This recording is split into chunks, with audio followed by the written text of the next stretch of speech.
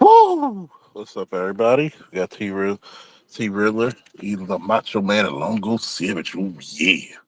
In the building. Oh, man. It's so fine. I found my new niche, Unapologetically Masculine Mondays. Woo! Happy Labor Day to you all. Oh, man. It feels so damn good. Mm, mm, mm, mm. We got Red Pill Sleeper Cell. What's up, Louie? Just got off the phone with Louie. Oh man, y'all need to give Louis his props because he was killing that shit for the Mr. Z's program with those goddamn clips. Man. God damn. The shit he's coming out with now are gonna be twice as funny. Oh man. Oh my, oh my, oh me, oh my. Ah. Now, before I go into my little segments, if you have any law enforcement questions from earlier today from BGS's joint, please ask them now. Oh man. Oh man. And to let you know, when it comes to a stolen vehicle, this is how a stolen vehicle. Somebody calls the police, 911, goes to the 911 dispatcher, the call goes to the police dispatcher. Police dispatcher issues the calls out to the officer. The officer goes to the scene, make sure the scene is safe. Um, John Q. Public says, my car's been stolen. Okay, with the make and model of your car, the what do they call them? The identification numbers, like the VIN number, the tag number. Always take a picture because you never know. Um, so we call it up, put the VIN out there. I'm actually the nacho man. As in, bitch, I'm not your man. I don't owe you. I don't owe you. So they have to literally call down to what do they call it? Hot desk. They call hot desk to basically get the car and the tags registered as stolen. So if the car is returned before the report was made, car is not stolen because it wasn't registered as stolen. And most likely, the worst it would be larceny under trust. But it wasn't larceny under trust because she got her vehicle back before the police were on scene anyway. Because once you recover the vehicle, you got to do what? Call people to let them know, hey, my fucking shit is returned. And can you please? And I do mean please. Hey, what's up, man? Waiting on the weekend, that first game. Hey, hell yeah. Oh, it's a night game, right? Oh, yeah. So you got to call and actually call back the hot desk and take it off the recidivaries list, meaning that it's no longer stolen. So to answer your question, she was saying things outside of the terminology of the police. She wanted to make it bigger than what it was. She was basically making a false report. And for me, one of the sweetest joys next to getting pussy, I'm sorry, you gotta go to your Tupac. But one of the sweetest joys is locking people up off of making a false statement to police because you're wasting police resources and you're trying to frame people. You're a motherfucker for that, by the way. And lo and behold, she tried to do what the Mr. What did Dr. T call it?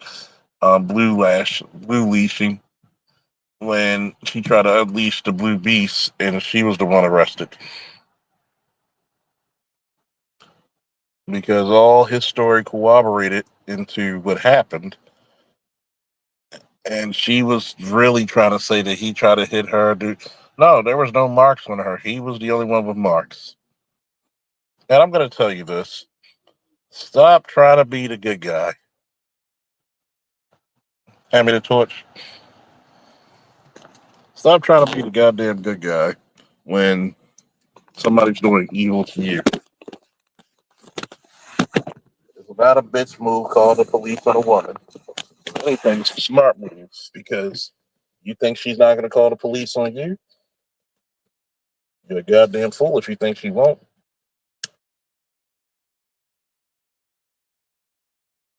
Especially some of you Negroes who have government jobs. You can't afford a domestic on your record. Some of you who got top clearances, you can't afford that shit. As soon as she start acting buck wild, you call the police, she gets arrested, that's on her. That's not on you.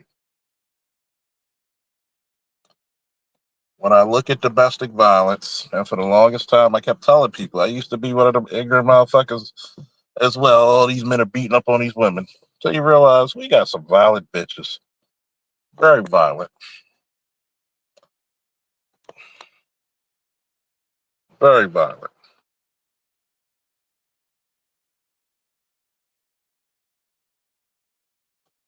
We got some of the most violent people known to man.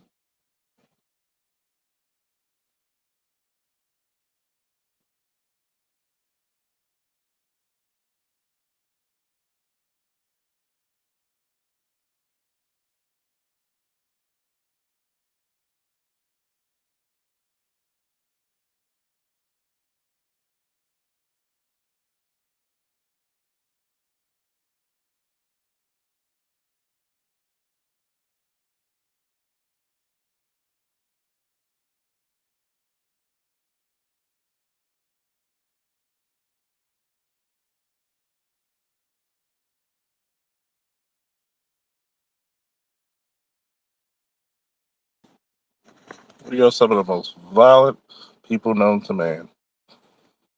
T. Rilla said if John Q, an employer at Sears, and he's on camera stealing $2,000 off the register, and then come back the next day and put the $2,000 back in the register, on what grounds would the business file a police report? Well, one, that's theft, and two, he wasn't given permission to utilize the vehicle, to utilize the $2,000, was he? So, and plus, he's also signed that if you take the money out the register without permission or without just cause, you would get fired, and a police report would be summoned against you. See, what she was doing, it was lying because she let him use the car anytime he wanted, and you could tell.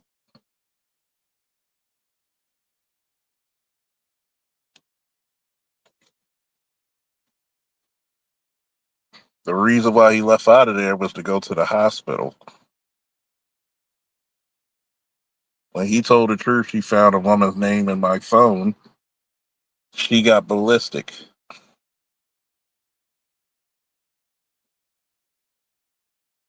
So at best, it would be larceny after trust, but she knew the nigga was coming back anyway.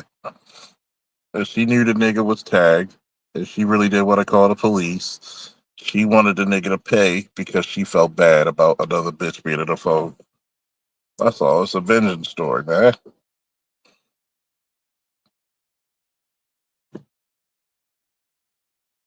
Because yes, you got the right. If you got him on video, are we allowed to beat up on angry women?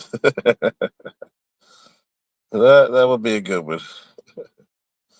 I think they should allow that ass whooping day. I bet you ass whooping day be the quietest day in history of mankind. When you get to whoop somebody's ass all day for 24 hours without any type of being reprimanded.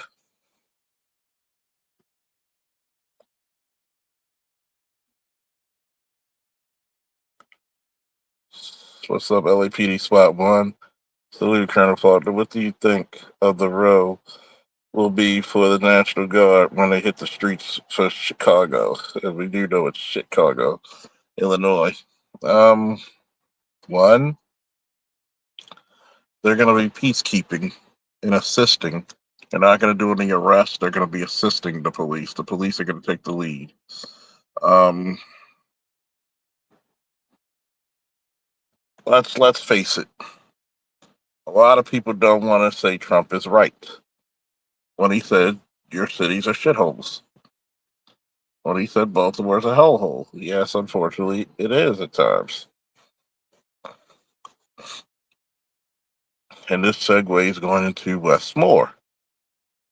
Westmore does not want to admit that you have issues in your own state that you have not fixed.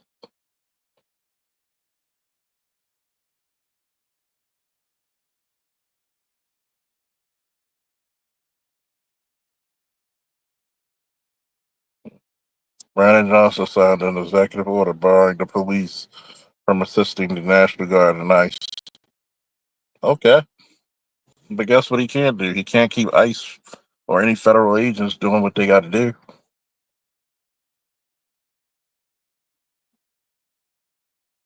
And if you really think about it, because of the shortages of police, why do you think the crime is so fucked up?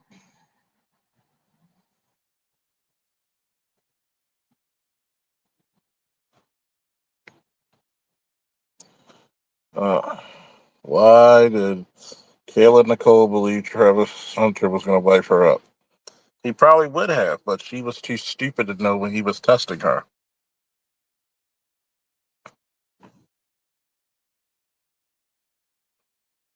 If I'm a multi-millionaire like Travis Kelsey, and I tell a chick that I'm going to, I want you to pay 50-50.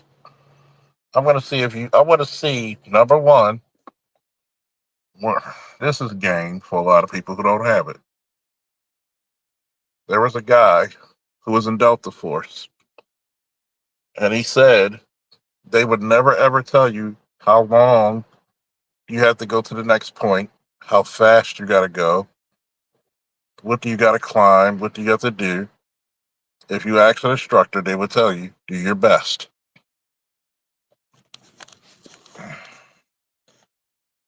I would tell you this right now, and I remember two guys who worked for Black Line, my godson and his friend Mello, who's on here sometimes.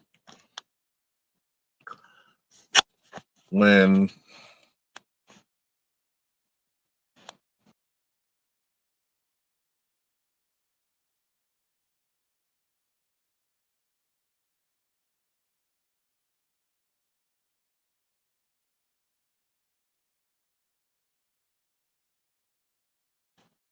uh, when when Rob and Mello asked me, "What do you mean about that?" I said, "That's how you should pick a woman." And I had them do an exercise. I said, "Run in place." And it was about 5 minutes. And they were like, "How we doing?" And I just told them, "Do your best." I may want you to run for a whole hour in place. But if you're willing to run till you can't run anymore, you're the soldier I want. It doesn't mean you're going to make that hour. I want to see your effort. And that's what the do your best thing always came to. I want you to do your best. You may not be able to do everything I asked, but you did your best. And that's the reason why she was not wiped up. She was not willing to give him his best. She wanted to think that she was better than him and she deserved his hard earned money.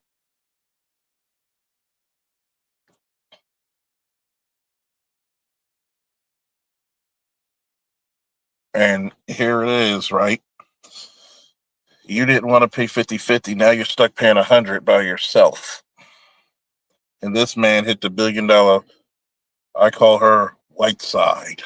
You know, like Dark Side from DC Comics, White Side with the Omega light beams. And because her hubris got the better of her and she didn't want to give him her best, he kicked it to the curb, as he should. And that's the folly of modern women.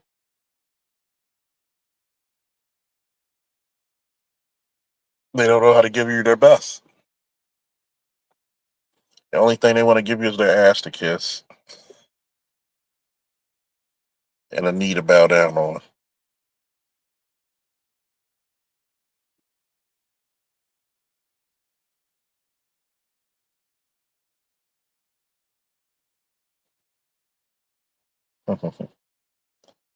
Why did Melly Monaco pivot from MTR for Gilbert Arenas? It's called money. Yeah, MTR is cool and all, but he ain't no Gilbert Arenas, is he?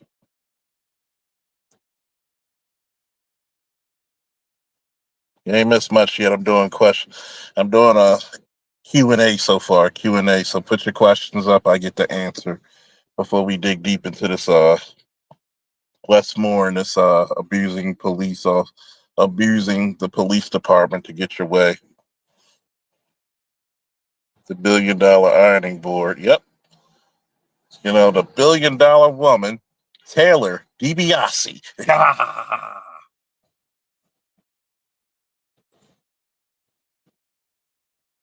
And keep on with the questions. You might as well go with the questions. And don't forget to hit a cash app. God damn, this cigar cognac don't by itself. And definitely a like. Please like the show when you come in. Please just hit the like button.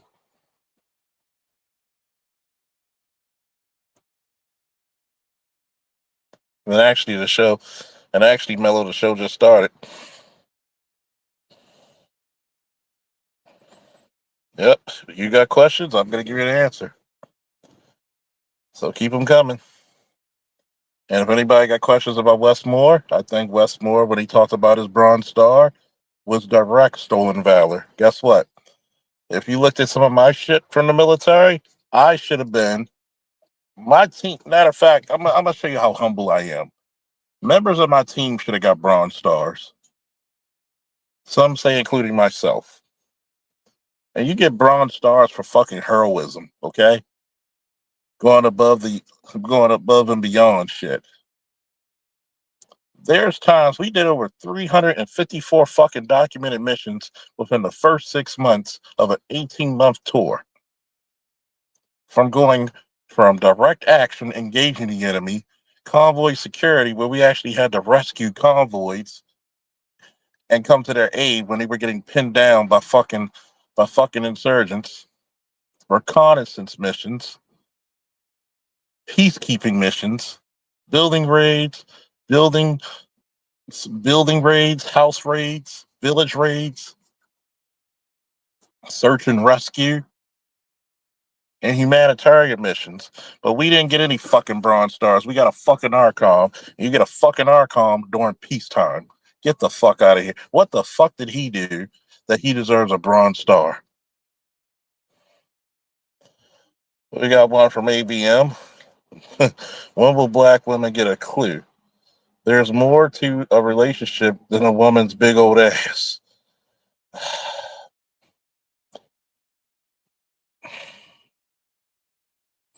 I'm gonna say this, right?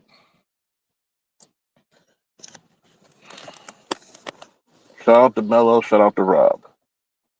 I'm gonna use them young 21, 22-year old motherfuckers. Well, Mello will be 22 in October.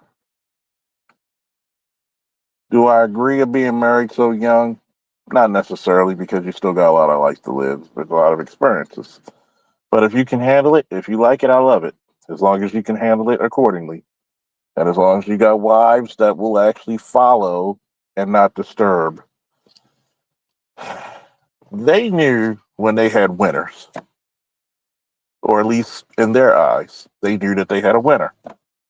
They said, you know what? The search is over. I'm not going to find anything better than what I got now. As Sherelle and Alexander O'Neill said, never knew love like this. I've been in love before, but never knew love like this. At least those young men were smart enough to say, you know what? I've been searching and I found what I wanted. That's the opposite of black women, okay? Because they always think there's more out there.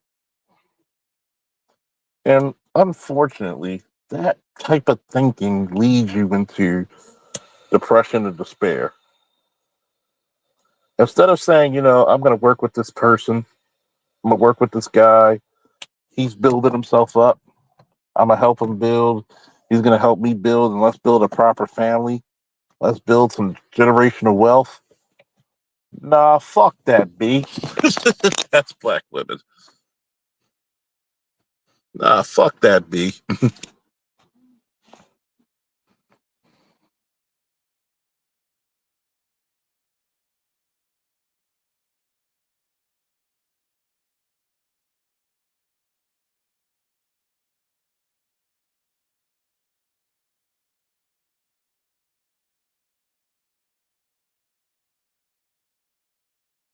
That's pretty much how black women think typically.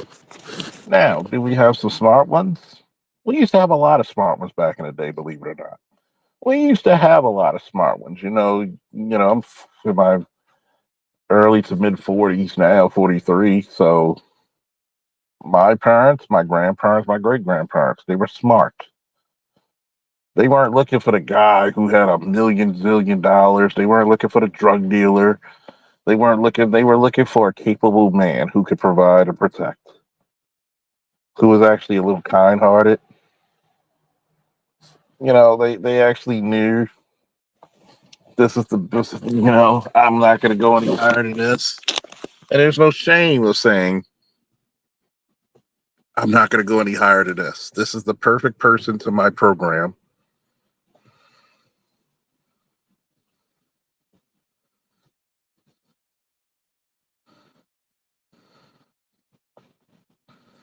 And that's the reason why, because a woman's nature is always to get more, and a man's nature is always to be content. Because contentment allows you to be satisfied. Why is protein intake after workout alone not enough to build muscle mass? Do you have any recommendations? Yeah, it's called protein intake within that 45 to hour window. It's called watch. It's called take enough creatine to help hydrate and to build back the muscle. It's also rest because one of the best ways to build muscle is to rest. A lot of people forget that part because they want to jump right back into the gym again, especially for newbies. Go to where your body can take it. If your body needs a rest for 2 days or 3 days, do so. Work on another body part. But one of the biggest components of building muscle is rest and recovery. Learn how to take a hot shower and a cold bath sometimes. Go to the masseuse. Ladies and gentlemen, Mel is in the building. Hopefully the internet is working fine this time. Come on, I like the questions. I like the questions. I like the questions. Keep them going. Come on, Bello. You got some questions? Come on, Bello.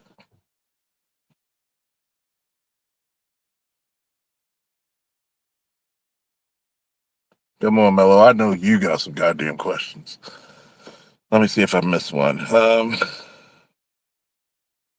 Do you think the U.S. will launch an attack in Venezuela? Right now, you can't really afford to. You cannot really afford to. Um, they're going to keep a very good eye on it, but we're trying to limit our war space unless we have to. We're trying to make deals to keep us, a first world country. So starting another war and attacking places is not going to be the greatest plan right now. We're trying to consolidate power right now. So, but you never know what can happen. But right now, I think we're just trying to consolidate our power.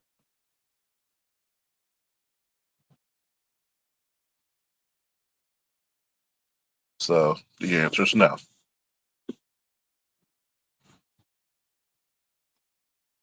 Eat a slight surplus of calories, 500 to 300 calories above your needs, and to provide the energy for the muscle. Eat a lot of bananas.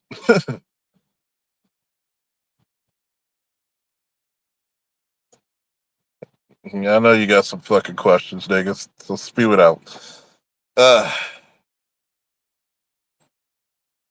if you're trying to build muscle, you're gonna have to eat more protein.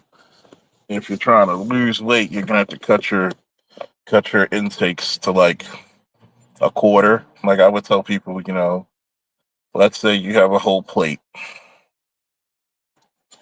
Your protein or your meat should be the size of your fist. Each one of your servings, I say, about the fist size.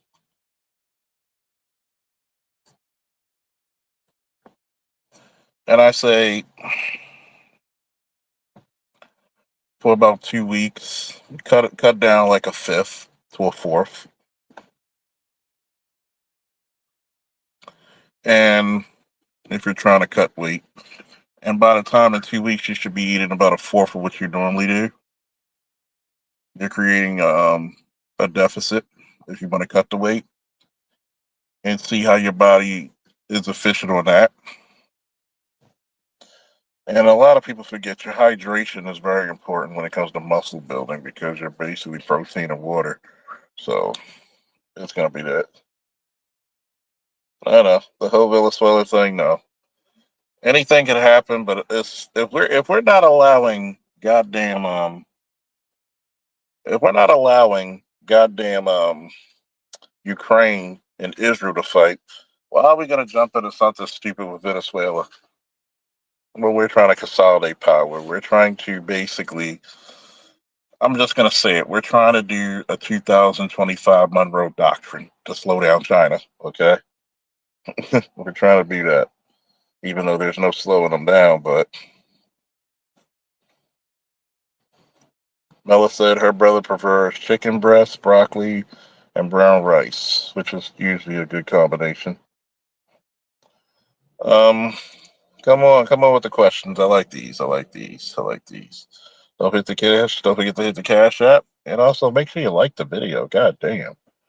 You know I'm shadow banned. Oh man.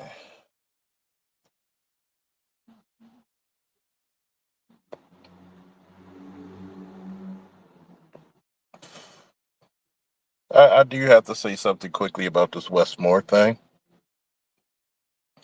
I think that Westmore lies more than he even realizes it. And I mean, you literally lie about stuff that is like easy to tell the truth about. Oh my god.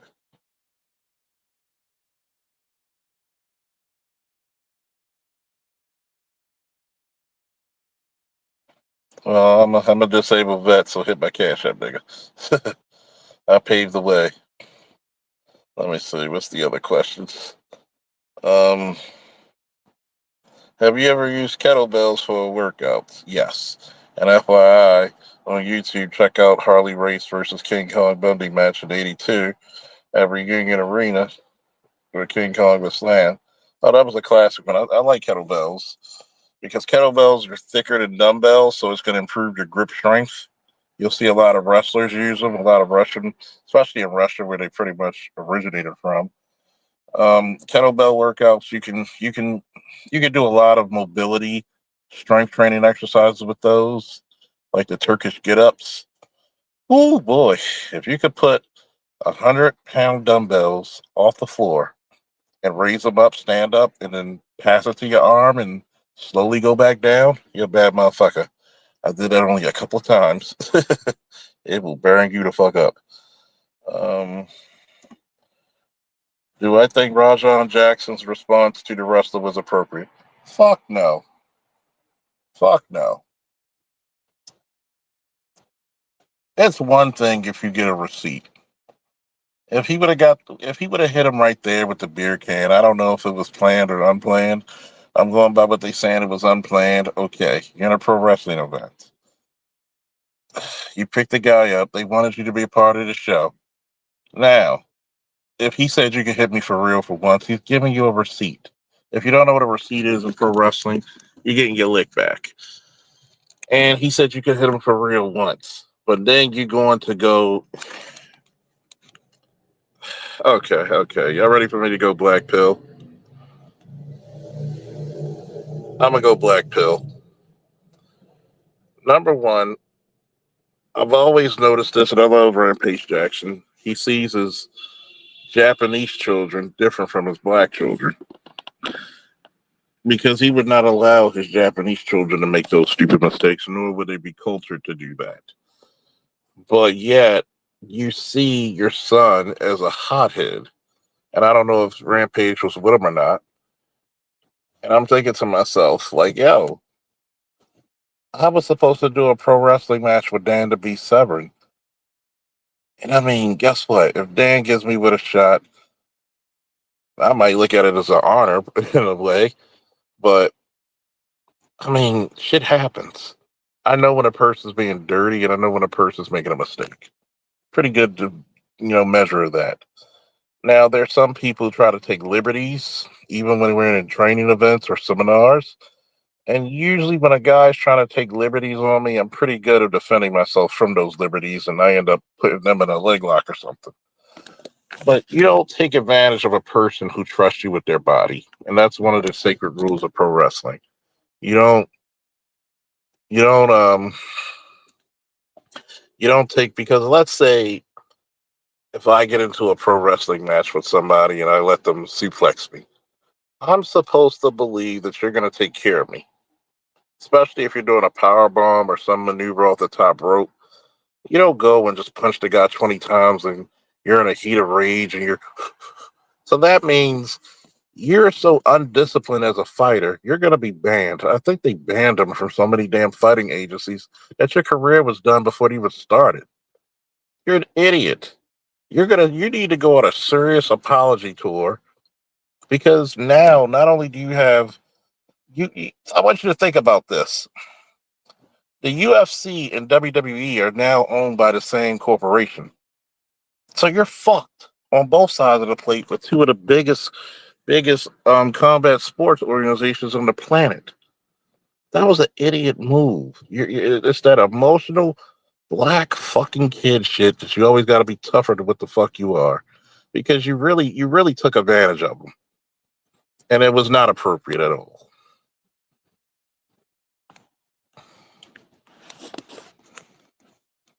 Now, any more questions? Please take them all.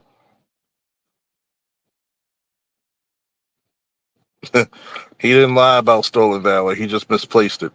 Yeah, he got it in his suit jacket from the last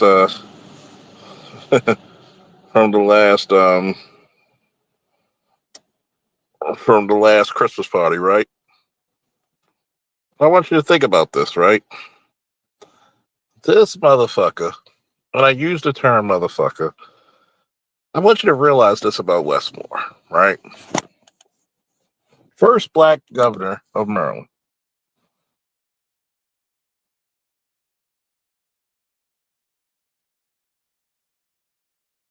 Yeah.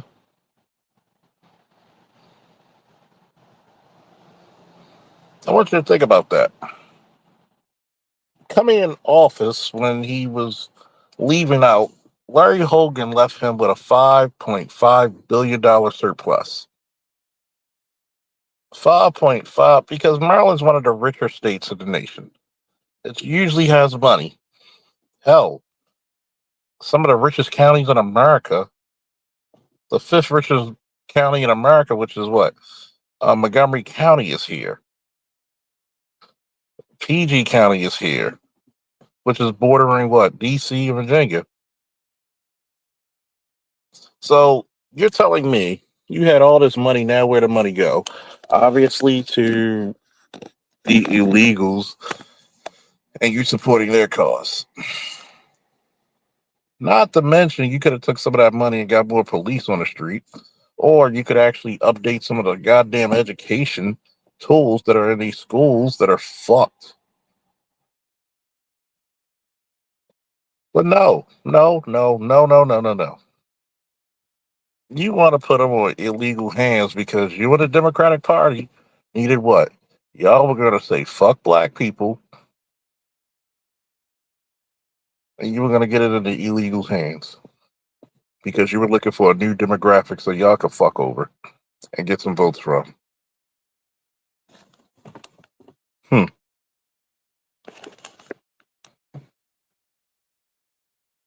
Maryland spends more on education than most states. Maryland spends more on education than most states spend on anything else. Okay? This is not a broke state. Oh, and when I go up in my office, in my room, on my desk, oh, we really gonna get some shit going. Because like a pro wrestler who got hit unjustifiably, I get him some receipts back.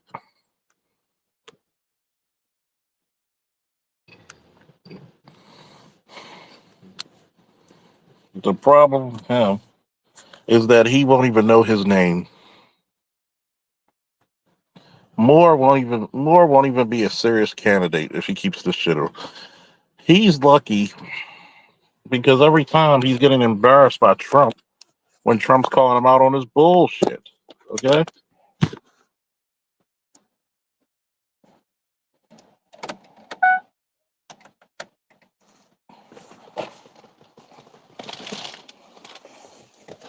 I want you to think about that. You literally have, and I'm going to tell you how much of a joke this is. Do you know the mayor of Baltimore gets paid more than him?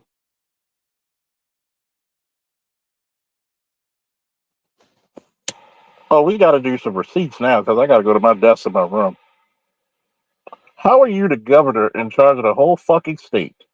You have a whole fucking National Guard at your beck and call, the state police, all these state agencies, and no investigation against Baltimore, right?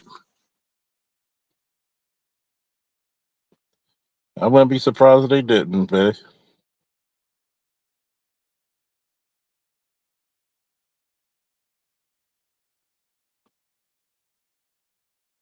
And you're right. The problem is black Democrat voters don't give a fuck about information and facts. It's very true. It's very true. I want you to think about this.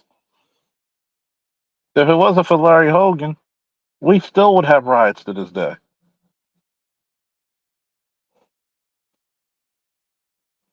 I want you to think about that. It was Stephanie Rawls' incompetent ass Blake who even said on TV, we'll give the rioters their space to do whatever damage they want to do. And right now, you got incompetency from the city on up. City made up positions. People who are friends of the fucking mayor are getting 200,000 plus 280,000. At one time, we had the police commissioner making more than the goddamn mayor. You fired one police commissioner, and because you signed a silly long term contract, you had to get another one while still paying the old one.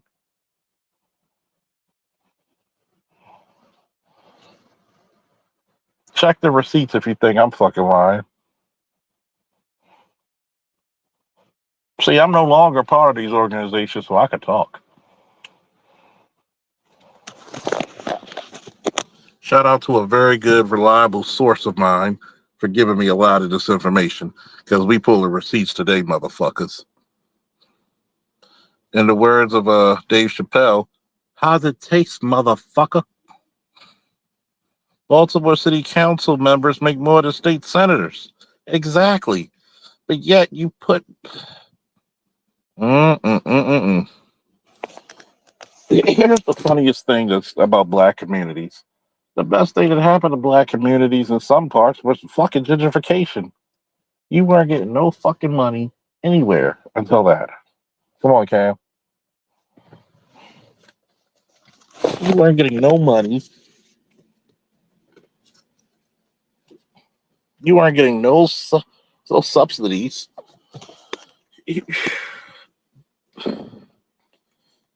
Well, you're right, T. Rather tell the truth, say the devil. But guess what? People can say what the fuck they want. I'm no longer a part of your organization, so I can speak freely now.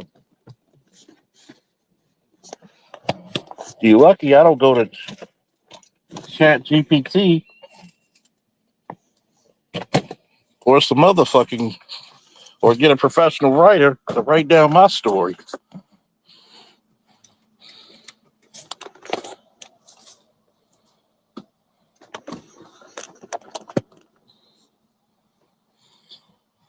Because a lot of these sons of bitches need to go up the fucking water. I'm not gonna tell you. How many of the fucking mayors in my city been indicted? Thank you, Mela, for sharing your expertise when it comes to protein and protein nourishment. When you got your DNA test for 23andMe, were you surprised about your lineage being from Egypt as opposed to West Africa? That's over. play a wrestling person here in Texas against the Von Erichs of a slap. Whoa! Well, 40%, 43% of me, or 45% is Nigerian, so that's West African. But when you go deeper, I'm not surprised that I'm related to, well, a descendant to an Egyptian pharaoh, so that kind of shocked me. Hey, shout out to the crown. I mean, that was a shocker.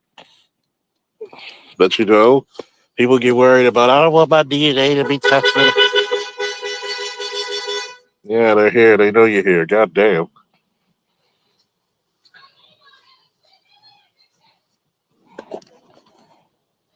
Oh boy. It's time for me to get the fuck in my house because of activity.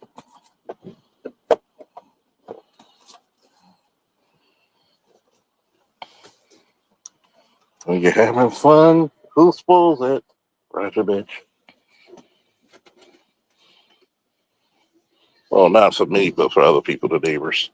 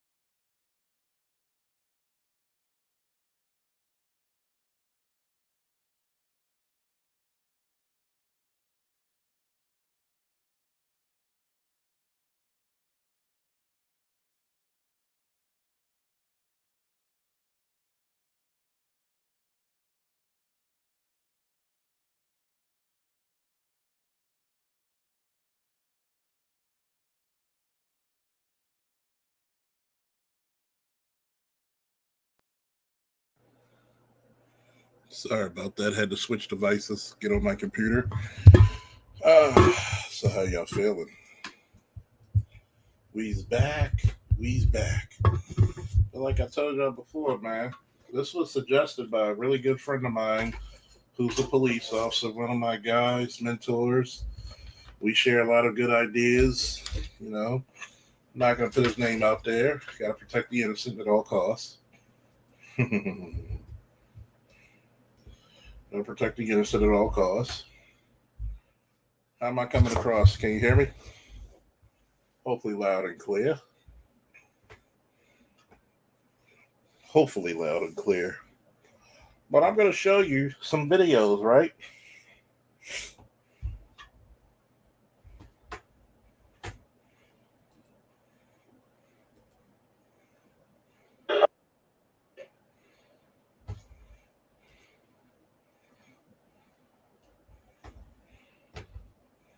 Letting the old computer boost up.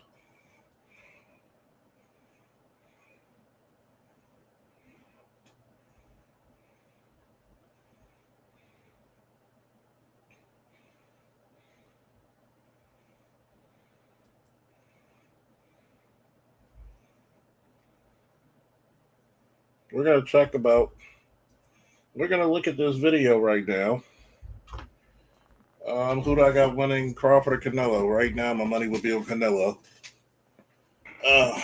Right now.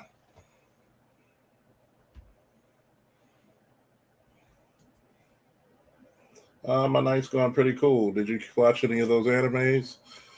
Some of them. They were interesting. Let me try to pull up this video for you guys.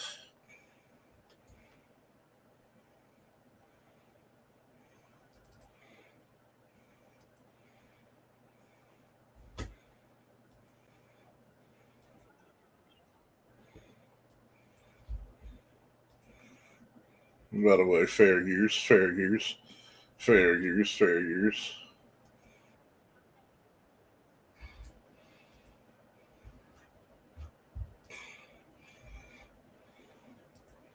Y'all ready?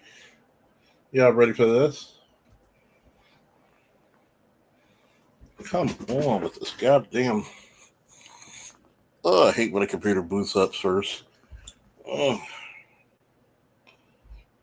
Functional obsolescence.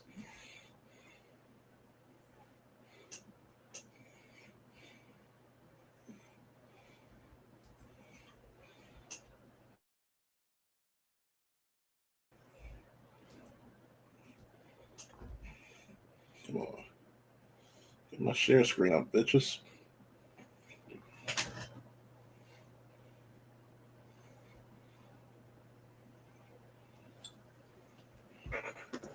Trying to get these things moving on the way. Oh, why is this not pulling up, man?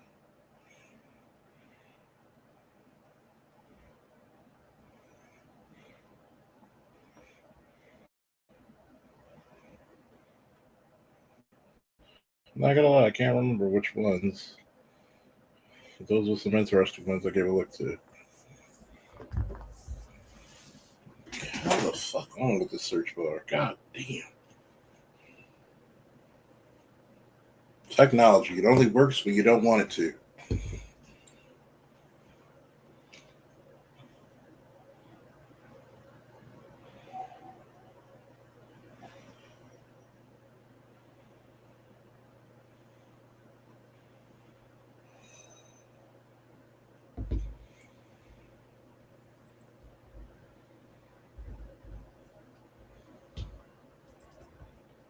Oh boy, here we go.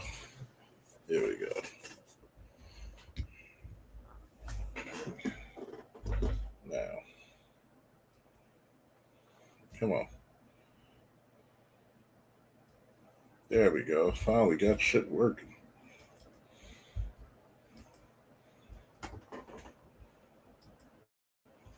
Y'all ready for this, folks? Hope you are. Should give me hell.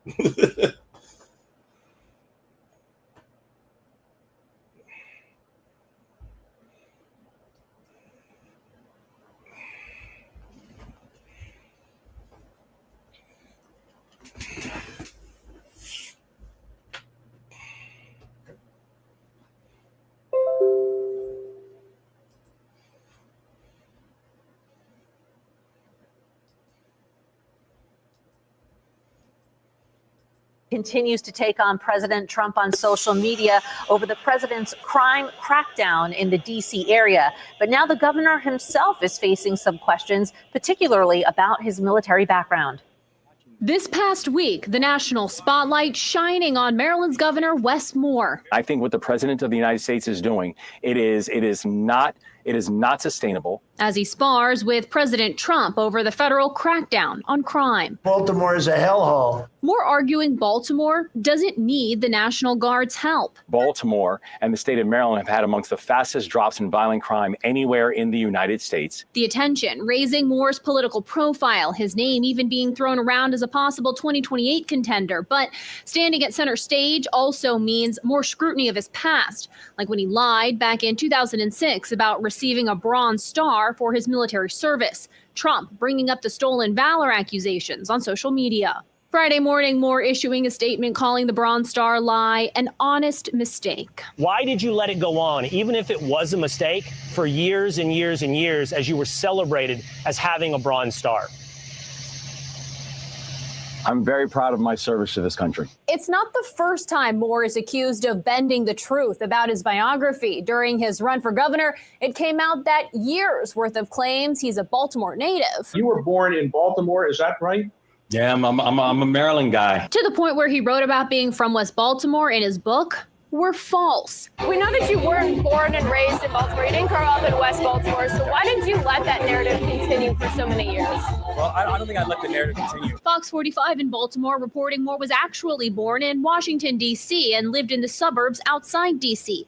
He attended prestigious schools in New York City and Pennsylvania, never living in Baltimore until he attended Johns Hopkins University, finally admitting so when it became an issue during his campaign for governor. I'm not a Baltimorean by birth, but I'm a Baltimorean by choice. I'm Kayla Gaskins reporting. Now, I'm a Baltimorean by birth. I think that's a little insulting because you never had to go through the struggles that a lot of Baltimoreans have to go through.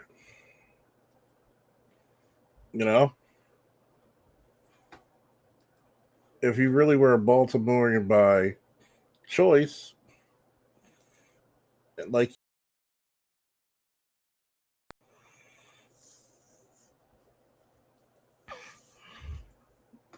I'm a Baltimorean, I found that kind of insulting because you're claiming to be from a constituency that you know nothing about, obviously. You went to prestigious schools. Most Baltimoreans do not. I think that's an insult to so many Baltimoreans. Baltimorean by choice is like saying, I'll put a grenade strapped to my groin and I'll pull the pin anytime I want. Fuck what you mean. Fuck what you heard.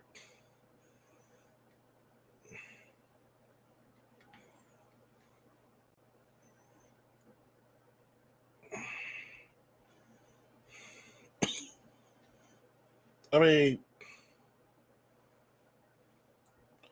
I really want you to think about that.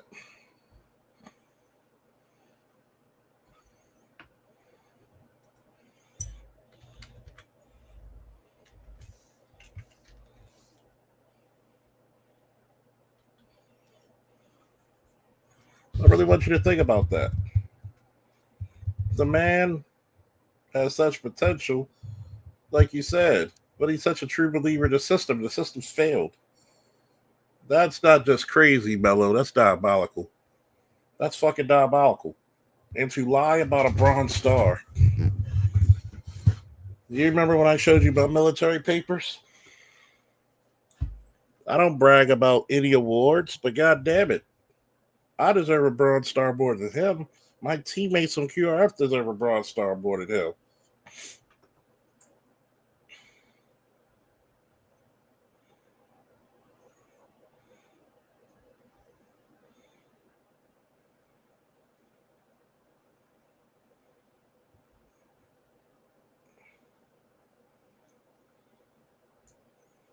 Look at this.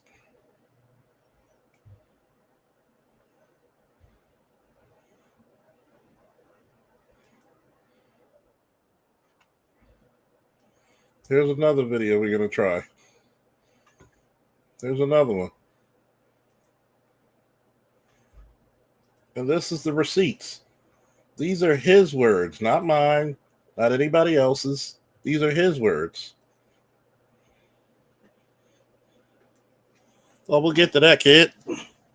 We'll get to that very quickly.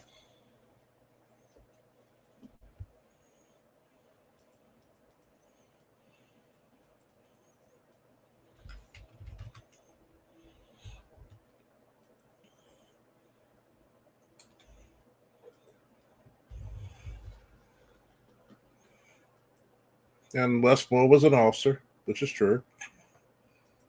And you're absolutely right. I mean, while we still very much have work to do, there is it's very encouraging the fact that Maryland has had amongst the fastest drops in violent crime. You're telling me a group of ragtag motherfuckers rescue people from convoys in Iraq, raided buildings morning, noon, and night.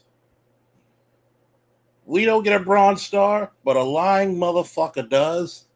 That's insulting to the U.S. military. That's insulting to the U.S. Army. That's insulting to everybody who fucking... And then you lie about it. You lie about it. You never once heard me on any of these fucking streets say that I was Special Forces or I was a Navy SEAL, Green Beret. I was just a soldier who did a job. And to make yourself bigger than what the fuck you are, because guess what? I don't give a fuck if you're in the middle of the fucking grunt work or you're fucking cooking for the food. You're a part of the fucking mission last time I checked. Be proud of your fucking position. Because if you didn't cook that plate, guess what? Hungry fucking soldiers will starve, and guess what? A hungry soldier does not fight. I don't care if you pump gas for the vehicles. I don't care. A stealth bomber doesn't go anywhere unless it's fueled properly. But this shit just pisses me off, man. And we got all these fucking Negroes like Cory Booker claiming he's from Newark, New Jersey. These guys always want to be validated from the hood but grow up in the suburbs. And there's nothing fucking wrong being from the suburbs. Just claim your shit. Like, guess what? Who's more nerdy than me and Mello? We claim to be nerds.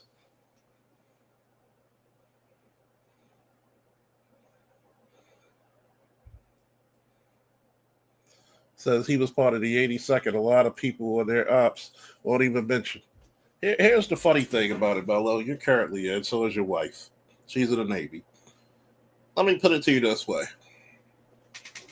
Have you ever noticed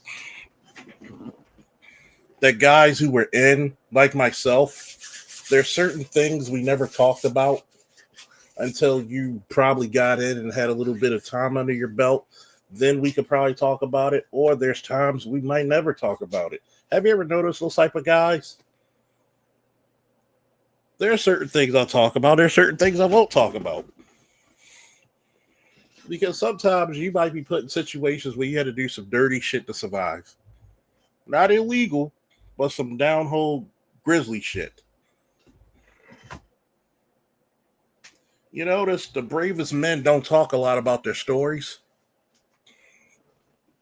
Hell, even my YouTube subscribers and audience.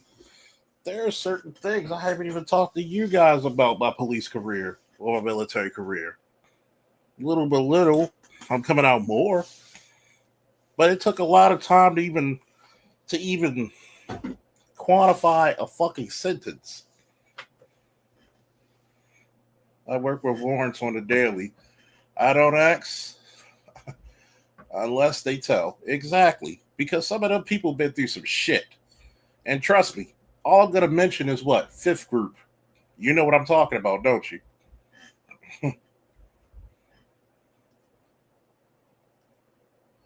Where in the United States over the past 2.5 years, it would just be great if we could have a president of the United States to actually understand that this is one of the great American turnaround stories that's happening right now. And we would love the help to be able to continue to do that work instead of this arrogant criticism and cynicism that he continues to introduce into the conversation. Oh, the National Guard is completely performative because the National Guard is not even trained for it. fact The that National Guard does law enforcement training. They do training for disasters. They do training for national emergencies. Correct. And as the Commander-in-Chief of the Maryland National Guard, I am not just deeply respectful, but very cognizant of the skill sets that our National Guards bring. And the National Guard is not trained for municipal policing.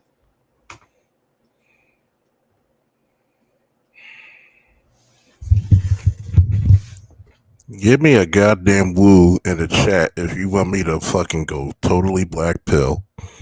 Give me a goddamn woo in the chat.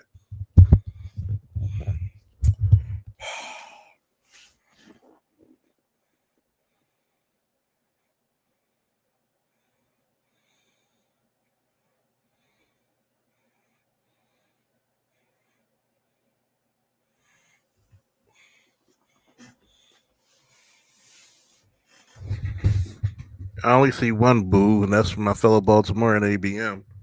I need some woos in the chat if you want me to go in about that fucking bullshit lie they told.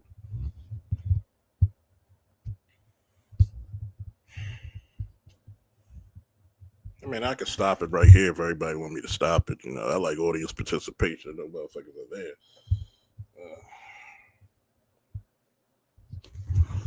So we got Mello, we got LAPD SWAT 1, we got Bay, we got Alongo, we got T. Miller. That's what I'm talking about. We may not have many, but I got the best out of the few that I have. Woo! Number one, you lying son of a bitch. Do you know how many members of the National Guard are in law enforcement? Both municipalities, counties, state, and some even federal.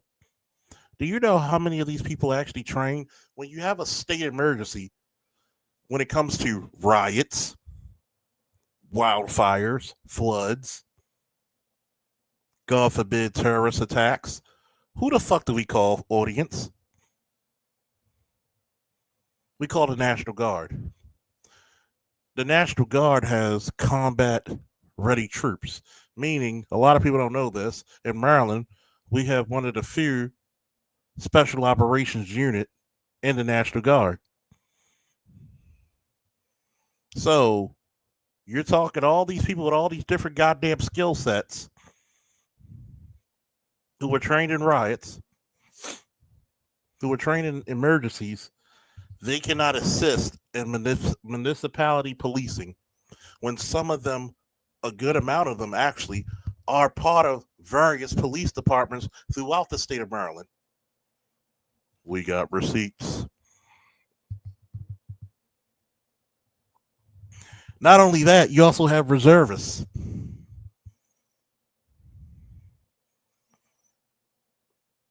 Last time I checked, we do have MPs in both the National Guard and Reserve, right? That patrol around military bases, right? Is that correct, folks? Hey, Mello, you're inactive right now. Does the MPs patrol your base? I'm pretty sure it's not just civilian police, right? Because you really have a combination of both, depending on where you are. But mostly on base is going to be the MPs. Because if you fail to go somewhere, the MPs come get you, and the marshals. If you go AWOL, last time I checked. Remember, the Democrats want him to be your next president too. Him and Newsom, and you know them motherfuckers have a lot of like. They like to lie. You know who is trained for municipal policing? Things like local law enforcement and things like FBI agents and ATF agents who. The gift that keeps on giving. What type of units did Trump send to DC to quell the crime? Anybody? Tell me the two type of units he sent. Anybody?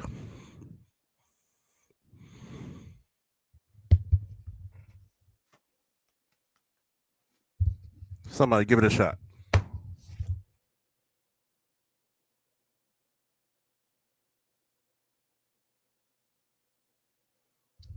He sent National Guard and federal agents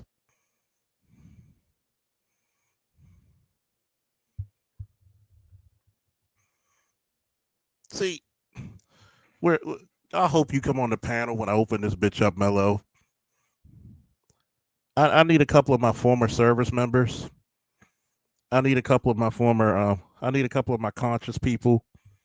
I need current and former service members in law enforcement. I need some of my contract security people to come up on the panel.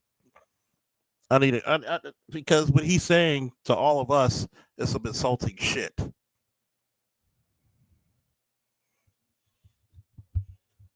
And this is from a guy who was a former, what was he, a lieutenant colonel? By the way, in the president's proposed budgets, actually cut funding for them. And yet one of the things that they're trying to do in DC with the National Guard is have them back up local law enforcement. They're picking up trash. They are definitely picking up trash in certain places, but if you look at the crime, and you've heard Mayor Bowser say 87% reduction in carjackings, robberies, cut by half. Why wouldn't you want that here if that is actually helping? If the president of the United States were to Here, if that is actually helping in carjackings, robbery, Mayor Bowser say 87% reduction in carjackings, robberies, cut by half. Why wouldn't you want that? Why wouldn't you want that?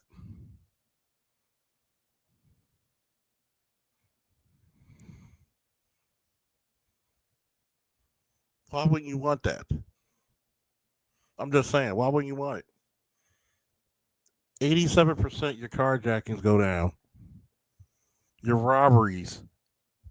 You had 2 weeks of no homicides. I don't give a fuck. I'll give you an example of what type of man I am. If Mela says something that is absolutely gospel true, I'm not going to question, and it's actually backed up with research. I'm not going to question Mela because it's Mela. I'm actually going to give her kudos and say she's right. Regardless if we have good interactions or bad interactions in the past. See, some people just don't want to admit when somebody's actually doing the goddamn job someone else was voted in to fucking do. Remember, these are the motherfuckers the American public voted in. I should not have to manage and clean up the trash of DC when you got a goddamn mayor and city council who were voted in piece by piece to do this job. It's like being a parent when you were a little kid. Clean up your goddamn room or I'm going to do it for you. And you're not going to like how I do it because some of your toys are going to come up missing. Some of your favorite projects are going to come up missing. Your little crayons you love, gone. Your game system, in my room. Your favorite sneakers or tennis, they're with me. Continuing. Why wouldn't you want that here if that is actually helping? If the president of the United States were to have a serious conversation with me and say, what can we do, particularly when you look at the cost of the National Guard of well over $1 million a day, what could we actually do? Do you know what I would tell him? I would tell him things like, we need to make sure we're increasing funding for local law enforcement, and we have to invest in our community groups and community organizations. Like that's a serious approach, how to address this issue. But asking me to deploy my National Guard, people who are not trained for municipal policing, is just not a serious approach.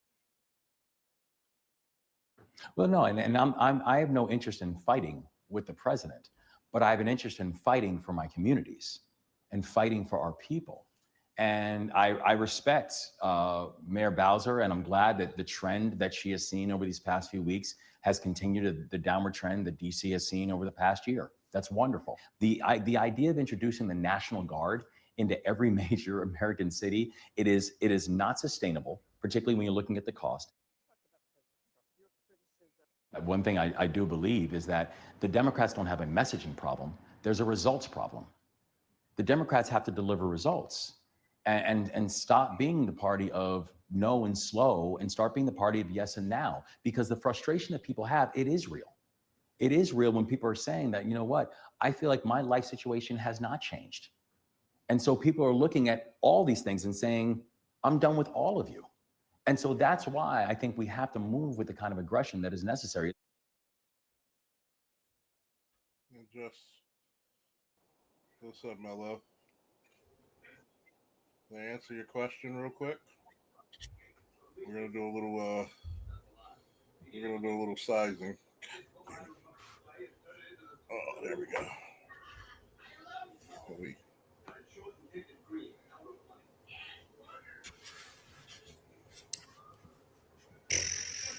We're gonna do a little thing called this and that. We got Bay in the building, always a friend of the channel. Damn near the co-host. Can you hear me? Yeah. Can you hear me? Shit, you loud as hell. Okay. Yeah, my shit always. We're gonna I'm gonna share this real quick, right? I'm gonna stream this if you don't mind. Yeah, go ahead. Okay. Can y'all see this? Yep. All right. We got Mella. I'm gonna take that little sign down so I can see the little banner. So in case YouTube want to act funny, I'm gonna put this on full screen. This is a guy. Look what they put in Wikipedia. Conflict, war in Afghanistan, bronze medal. Can you read that? The United States Armed Forces Decoration awarded to members of the United States Armed Forces for either heroic achievement, heroic service, maritime achievement, or maritime service in a combat zone. Okay? His rank was captain. He served from 98 to 2014. Okay? So, we're going to go to his military career, right? He served in the 82nd, deployed to Afghanistan from 05 to 06, attaining the rank of captain and left at 14. Where? Tell me, where did he do any type of service? And where was he born? Tacoma Park. It's a subsection of Montgomery County, the richest county in Maryland, the 5th richest county in America.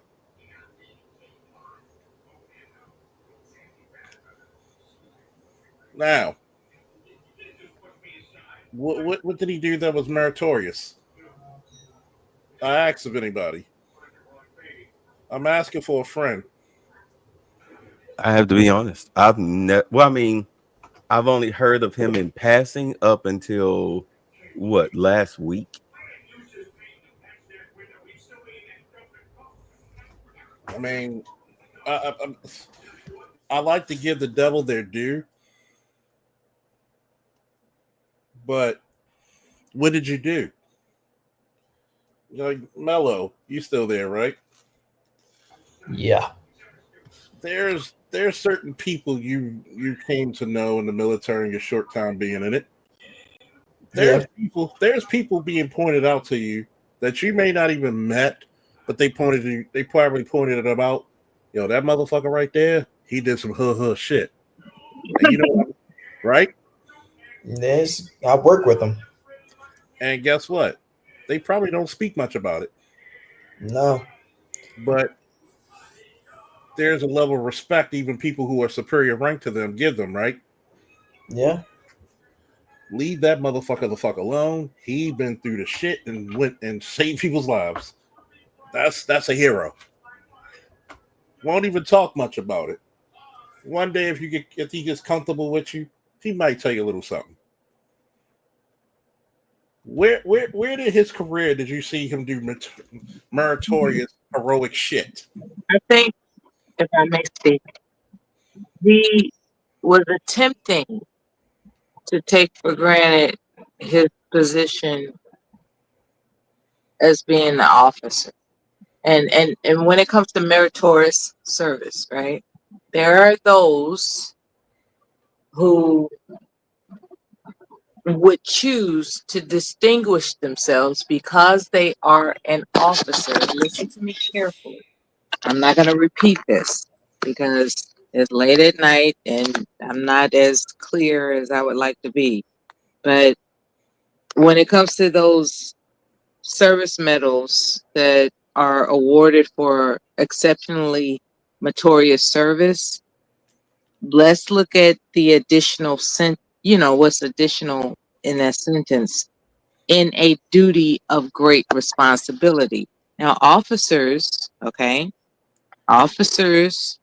are assigned what would be the nuances of great responsibility, and I think that's what he exploited. That's my honest opinion. I think he exploited the fact that he's an officer, and it can be quote unquote assumed that he has this great responsibility doing you know, war service, as And opposed to him actually doing something that's like awe inspiring. Like, see, that's for me, if you do something that's awe inspiring, like you can do no wrong. Like okay, you're free to go, like, and do whatever the fuck you want to do. But a lot of people who are positioned in what is designated as a position of quote unquote great responsibility, they do want to jump on that bandwagon of like, they got it going on and they deserve this medal and don't you question it. But then when you do the background check, it's like, well, you weren't assigned this medal. So what are you talking about? So I think, he's a liar. how long did you serve, Mela? This is not my interview, sir. I'm asking you a question for a reason. Please proceed. That's the question, Mela. That's because this is anybody who knows some of these people who do this and try to write themselves in for medals. You all know that a lot of times they do it because of their bullshit. Yeah, a lot of people will write themselves in for medals based on their character of service and their position of rank. A lot of people do that. That's a thing. And the craziest part about it, the people who deserve it usually never get it. You preaching to the choir right now. And this is the reason why I asked you the question, like, how long did you serve? Because that was a legitimate question. It's a legitimate question. However, we're on what's called Black YouTube, and I'm not going to disclose that. It's not. Nobody's looking for you. I would tell you that personally. Like if we were one-on-one, face-to-face, I would tell you that.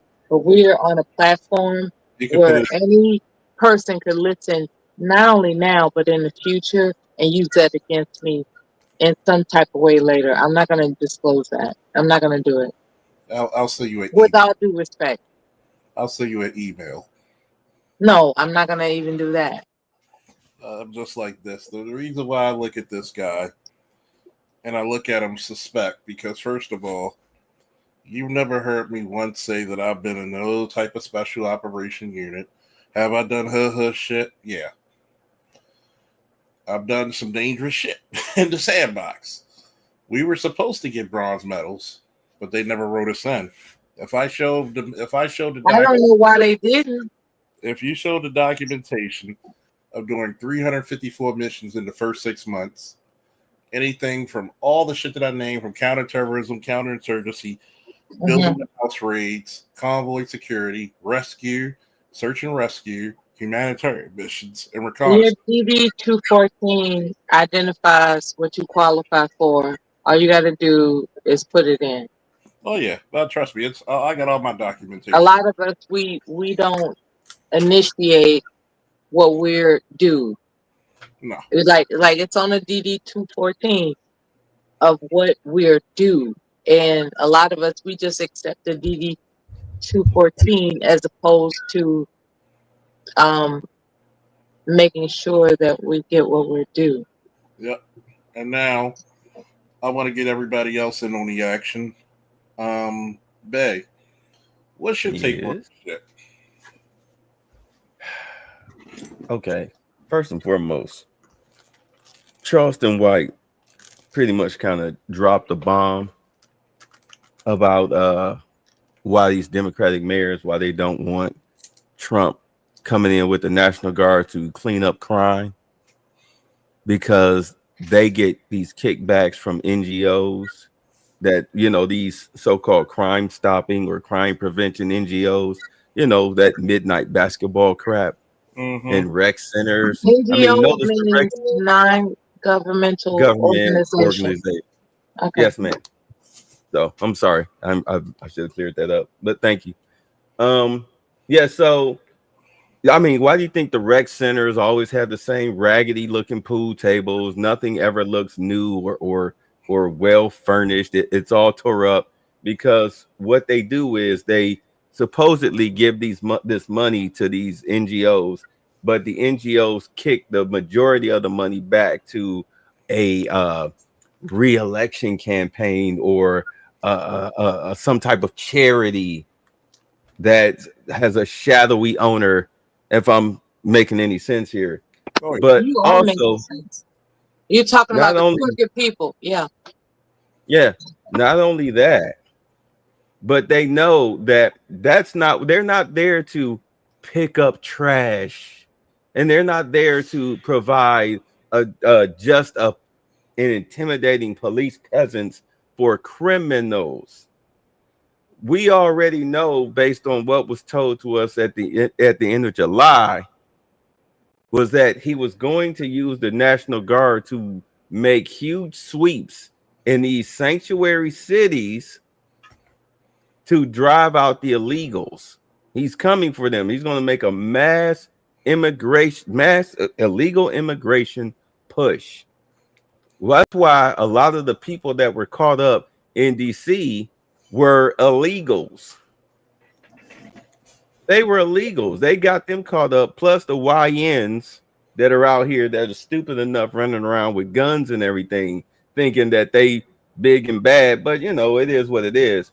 But that's really the whole crux of it. You're going to fight crime, and really one of your biggest factors of crime, not only is it the small population of YNs, but it's also the large population of illegals. They're going to be gone. And that's why Westmore really does. That's why really none of these blue city mayors and governors want the National Guard in their streets, because they already know what it is. It's not fascism. It's called the law. Go on. Now, I know Mello don't have any time. Mello, since you're the youngest in charge, go next in ABM.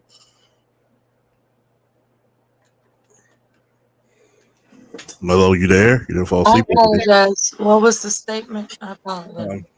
Go ahead, Mello. What do you think? You're born and raised in Baltimore. Shout out to Lake. Oh wait, I gotta turn up hearing you. My bad. Okay, I hear you now clearly. What's your question? No, I was asking Mello something. Mello? Yeah. That's me. That's me. All right. What's your, I misheard. I apologize. You all right? Yeah. You're young. You're in Baltimore. Shout out to Lake Clifton. You're a Lake Clifton boy. Just like I am. What's your take from being a young man from the community, and what you think about Westmore and some of the stuff that he was talking about? Go ahead. You're in the military currently now. We can't talk about what you do, but you're in the military now. But what's your thought process? As far as President Trump sending in the National Guard, cleaning up everything, I'm pretty sure it's and the beef that he has and the Westmore bullshit. Yeah, I got you. So as far as the National Guard part, what Westmore said, they don't have municipal training or whatever. That's bullshit. You say you had military service, right? But you got to understand, like, let's start on this first. The National Guard is made to keep order, foreign and domestic. And in this case, they're the only group in the military that can operate domestically, right? Yeah, because I can't go in fucking Maryland because the reserves are under the federal government, which are our when I was in active duty and when I was in the reserves, we fell under the president. when you're National Guard or Nasty Girl, as we joke. You fall under the state when you're National Guard. The governor. The governor's your commander in chief unless you're federalized. Continue. Honestly, President Trump sending the National Guard in to clean it up. All right, cool. Like, all right, Baltimore has been cleaning up a little bit for the past since I've been gone. Right, past couple years has been looking up. It's still a shithole, but President Trump sending in the National Guard is probably the last sweep that we need to actually get shit going in the right way. I'm not saying it's a good move, but I'm not disagreeing with it at all. Okay, you walk in the fence, and I understand that. What I will remind all of us is that when it came to Tulsa, the military was used to execute our people. I don't want us to forget that when it comes to What does presidential that have to do with powers. what he's talking about? Hold on, Okay, let her finish. Let her talk. I'm just saying that me, okay, what is on my mind is whether or not there was an was there something alternative to control crime as opposed to, executing these military forces? Was there something alternative available? That's all I'm asking. No, because go ahead, Does Cheryl. it take the, because when it comes to the military. Hold on, Bella. Bella, you gotta let me answer the question. What you Yes, asked? sir. Yes, sir. Number one, I'm not gonna name names because I'm from Baltimore. We don't snitch. No. A great friend of mine who inspired me and actually told me talk about this. He's probably listening now. Said a good buddy of his from DC Metro, like Baltimore police, are down 1,200 police. You cannot have the nation's capital running amok. That's an embarrassment. When you have how many people? Kind of like January 6th was an embarrassment. And it was. And here's the part. You cannot have, because what's the one thing that they always say? That every country always told us, the one thing you made change was not because of your vote. It's because of shame. Okay? When you have shame on a country, it builds. A lot of people don't understand how powerful that shit is. How can you talk about crime, but where you fucking sit here and lay your head at, you have carjackings out the ass in DC. And those are not by grown people either. Okay? Let's just get that shit out the way. It's not by grown people. Mm-hmm. A lot of those are happening by juveniles. Hell, Correct. In Baltimore, you had 2 girls carjack an Uber driver and killed them. And they were, what, 15, 16 years old? No doubt. It's out of control. Not out of control, but it's out of control. No, it's out of control. Yeah, you were right the first time. It's bad. It's bad. And I'm pretty sure, Mel, when you were 16, you were not carjacking motherfuckers. It's bad. And the whole thing, as to what my concern would be, is what's the word I'm looking for? Arbitrary identification, right? When you arbitrarily identify a threat, I'm not saying that anybody's giving orders like anybody that is not white, shoot them on sight. I'm not saying that is the initiative. However, that is his presidential authority. He could literally, with his presidential authority, you utilize statistics of who is predominantly a threat as an excuse to exterminate. And That's the reason why I I want you mean, to do the Exterminate. research, man. He I has want the you to authority I to want you to do read that. that. I want you to read that. What? Right there. That limit what they can do. That's why they're in an assisting phase. Oh, the president got limits. Yes. Okay. Who limits the So president? Congress and the Supreme Court limits the president. there are three offices, right? Like the president and Congress can limit the Supreme He Court. has the lick on all the offices that can give him the authority to do it, But to yeah, overturn this this doctrine that is posted on the screen. This is a doctrine. let me Okay. put it to you this way, right? Let me put it to you this way.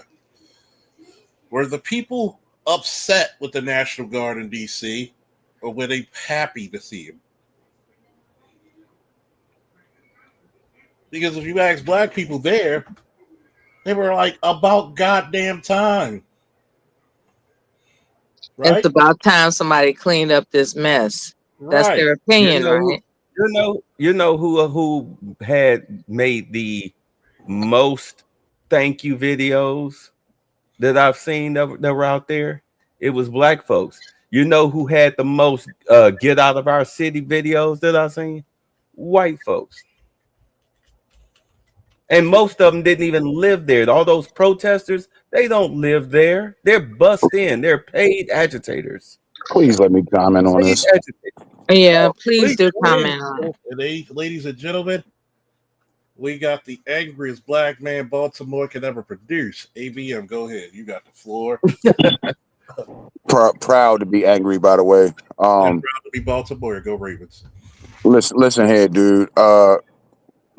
And Charles, you know firsthand, dude. But back when all that Freddie Gray shit was going on and the National Guard came in, nobody got killed. Nobody. Everybody managed to calm the fuck down, because it's quite simple. When there's a gigantic Humvee going down the street with an M30 on top of it, yeah, most people don't want no smoke with that. And the streets of Baltimore was never so quiet and peaceful. Yeah. As long as the National Guard was here. That's why black people in DC are happy, because they're fed up and nobody ever talks to them. It's always some talking head, like whatever asshole you could put on CNN. First of all, Westmore, I'm an honorary, or I choose to be a Baltimorean. That's not how it works, fucker. You're from Tacoma Park. You don't like black people from Baltimore. Let's be real here. All of those well-off-to-do, wealthy, uppity black people that live in Southern Maryland, they always got something to say about working class, poor black people in Baltimore and in DC, by the way. The only time they talk good about black in DC is when they want to get some street cred. Oh, I'm from DC. Really? You're from like Silver Spring? Yeah. It's like kind of like Wale and Kevin Durant and all them claiming I would DC. ask you this. You're not from DC. Hold on for a second. Hold on for a second, because I don't want to lose my thought. Okay. So Westmore, for all intents and purposes, probably don't even like black people from Baltimore. No. Hell no. I mean, that's just the long and short of it. And so it's about time that somebody cleans the damn streets up. All right. Nobody's gonna get killed. All this hypothetical stuff. Well, what if Trump? Doug, I don't understand which one do you want? Do you want safe communities or do we not? Me personally, I want safe communities. Send the National Guard, please. All right. Now, with that being said, it's not a foreign concept to have these thoughts as to what the end game is. What's the end game? The end game is cleaning up the The end game is get criminals off the street and get the illegals out of the country. No, I'm talking about the administration and it's affiliates, emphasis on affiliates. What is the end game of this administration and its affiliates? Clean up the streets and get rid of the illegals. That's This is not what the Trump said he was going to do. agenda that they have. Hold on. I That's know where you not come from, his Mella. political. That's not what he ran Mella, on in his Mella, political Mella, campaign. Mella. That's You think exactly what he that's said he was what going he to do. ran on? There's Yeah. Wait a more minute. to it. Mella. I know where you coming from, but you got to cut CNN off. You got to cut MSNBC off. You got to cut Roland Martin off. You got to cut Amanda Seals off. Do you understand? Them people don't know what them people do nothing. Al Sharpton, Charlemagne, all they do, these people are paid Democratic operatives. All they do, yeah, she left. All they do is still use fear and lies. It's the talking Oh, heads they that I get ready to mentioned, throw babe. us in slavery. Yeah, they about to And throw us back in slavery. and all this scared Negro bullshit. I'm not for it. I'm sorry. I just don't stand for it. Okay, that's the kind of thinking is why the shit lasts as long as it does. Everybody claims they're fed up with crime. You claim you're fed up with the murders and the drug dealing and the gangs and the carjackings, but you never want something done about it. I mean, And then when Trump comes and say, okay, well, hey, fuck it, I'll do something about it. Now niggas want to start talking about Black Wall Street and shit again. You can't have it both ways, man. you Never really, mind that there was the Democratic Party that destroyed Black Wall Street. Jesus. You got to look at it, right? At some point, and I tell law enforcement is very similar to being a parent. Would you say? There's only so many times I'm gonna tell you until I order you, correct? Because once I get to the point of ordering you, what must come afterwards? I must be able to carry out those orders, even if it needs to become by force, correct? So right now, we're dealing with wayward children, wayward young adults. You didn't build any schools. You didn't build any institutions of higher learning when it came to STEM, when it came to trades. Now, everybody wants to be a YN, but when it's time to put a YN in its place, now here comes the evil. Last time I checked, when your parents say your ass need to be on the porch by street lights, what happens if you come 5 minutes after them street lights? You better be on that porch. Or there's what? Repercussions of what? Consequences. And see what happened was in the Black community, we allow wayward ass men and women to take center stage and say, there's no consequences. Do what you like. Let's see where the fuck that got us. Right? Yeah. Are we building overachievers? Or are we building institutions, my brother? We building institutions, my brother.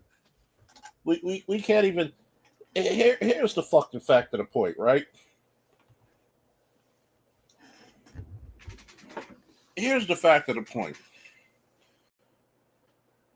There's more black people who will celebrate a nigga come out of a fucking prison bid than graduating college or the military. You notice that? There's more people who want to criticize taking action. And this is what I noticed with a lot of black people. And I have to say it. A lot of Negroes have gotten used to politicians giving them the old song and dance, playing the saxophone, getting their dicks up,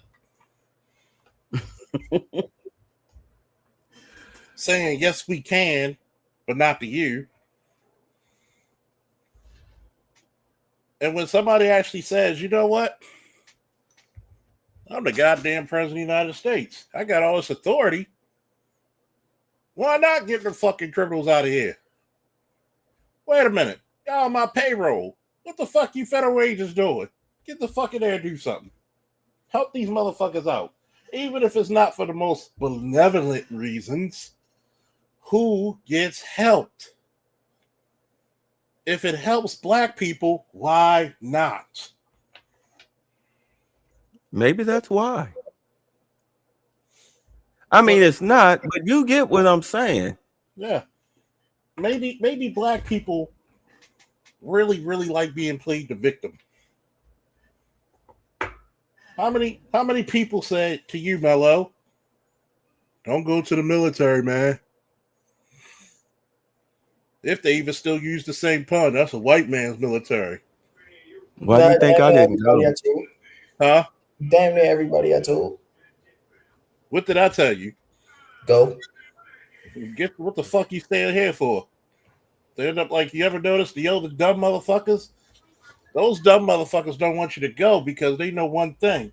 Once you step foot on that fucking basic training, you're better than them. My brother, my own brother, had the nerve to tell me the Air Force fucked you up. And what I understand now is that he was envious. I didn't want to admit it. You know, because he's my brother. I mean, we're talking about. Did I tell the truth?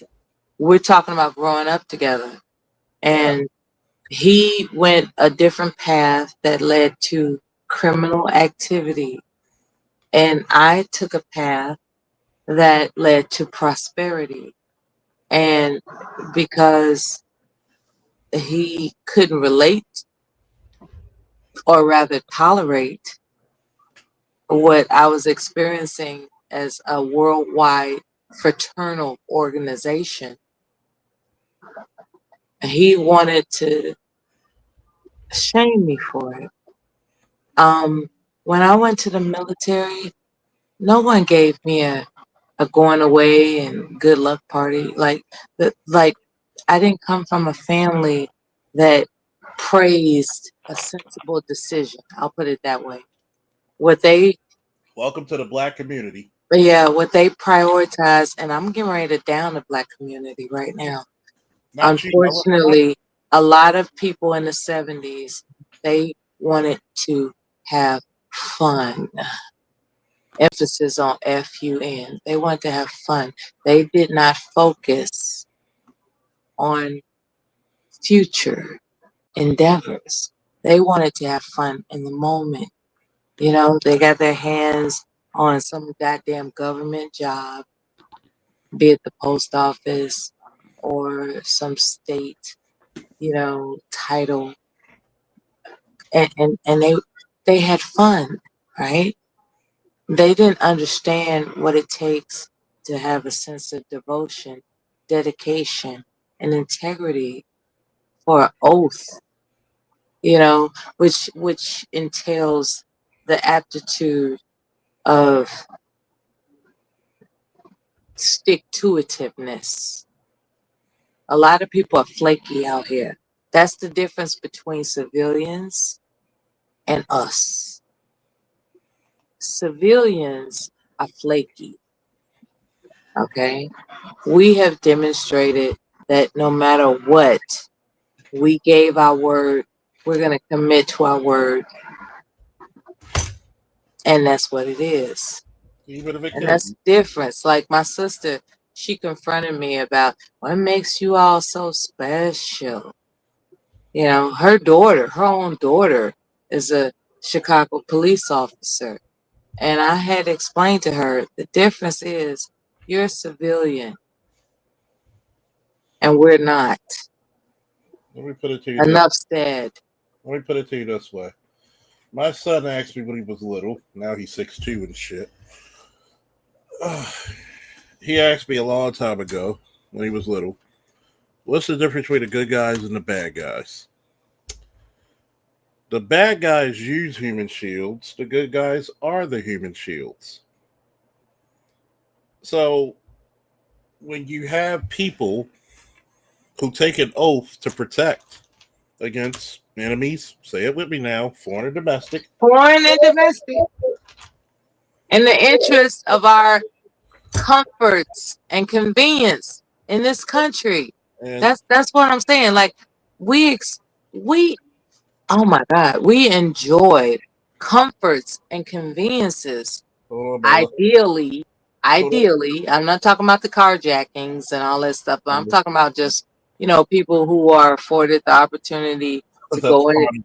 That's fine. to go to Walmart without being carjacked. Okay, That's the let comfort right there that you should have as an American the citizen. convenience and comfort of freedoms in this country. We defend that. Now, I want to ask this question, right? When you have a guy like Westmore, and you had to ask him one question, we're gonna start with Mello. We're gonna go to Bay. We're gonna go to Mella, and then we're gonna go to Namer. What would you ask a guy if that was your governor, Westmore? Let's go, Mello. Repeat it for me. My fault. What would you ask one question to a guy like Westmore, because you're a Baltimorean, you're from Maryland? What would you ask him if you had one question to ask him? What the fuck did you go through in the city to self-claim yourself as a Baltimorean and to actually understand what's going on for you to say the shit as you say? What have you actually witnessed in the actual city of Baltimore with your own two eyes? Right? Not by what you seen in the fucking news or what videos you saw, with your own two fucking eyes for you to say that shit. Basically saying that you're doing so great, but where do you see the greatness? Right? Right. So that's fair. Bay, you're next. Would you survive a forensic audit from the IRS? Mm.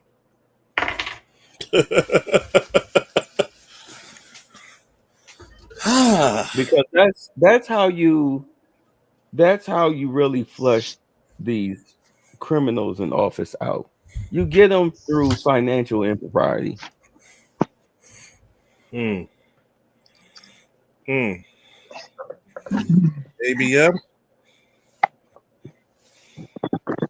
I would ask him, could I find any of his friends in New York or any of his friends in Tacoma Park that can vouch for him, saying that he's a Baltimorean? Because I'm Damn, you willing to got a bet good that microphone. nobody has ever heard him say that before until now. Yeah. And to claim being from Baltimore, I'd never shit on anybody's claim to their city. To claim a city, you had to be in the thick of it. Not coming down here to party with your cousins every summer. No, you had to live in this shit when it's not good times, when it's bad times, when you got motherfuckers up there in fucking Cherry Hill shot, 11 people shot. When you up there on when you had to handle a call on Greenmount when a motherfucker got 6 fucking 357 rounds to the goddamn head. When the head was so blown off, you could look at the fucking eyeballs coming out the back of what used to be a skull. Can we laugh? Go ahead. I want you to go to the Baltimore that you said that's going to reduction. And when you had a motherfucker walk to his house and he has a bullet hole coming from one side of his lip to the other, and he's shot in his fucking arm. And that's Glenwood. You know, this is like I said before, I'm no longer a part of these organizations, so I could talk.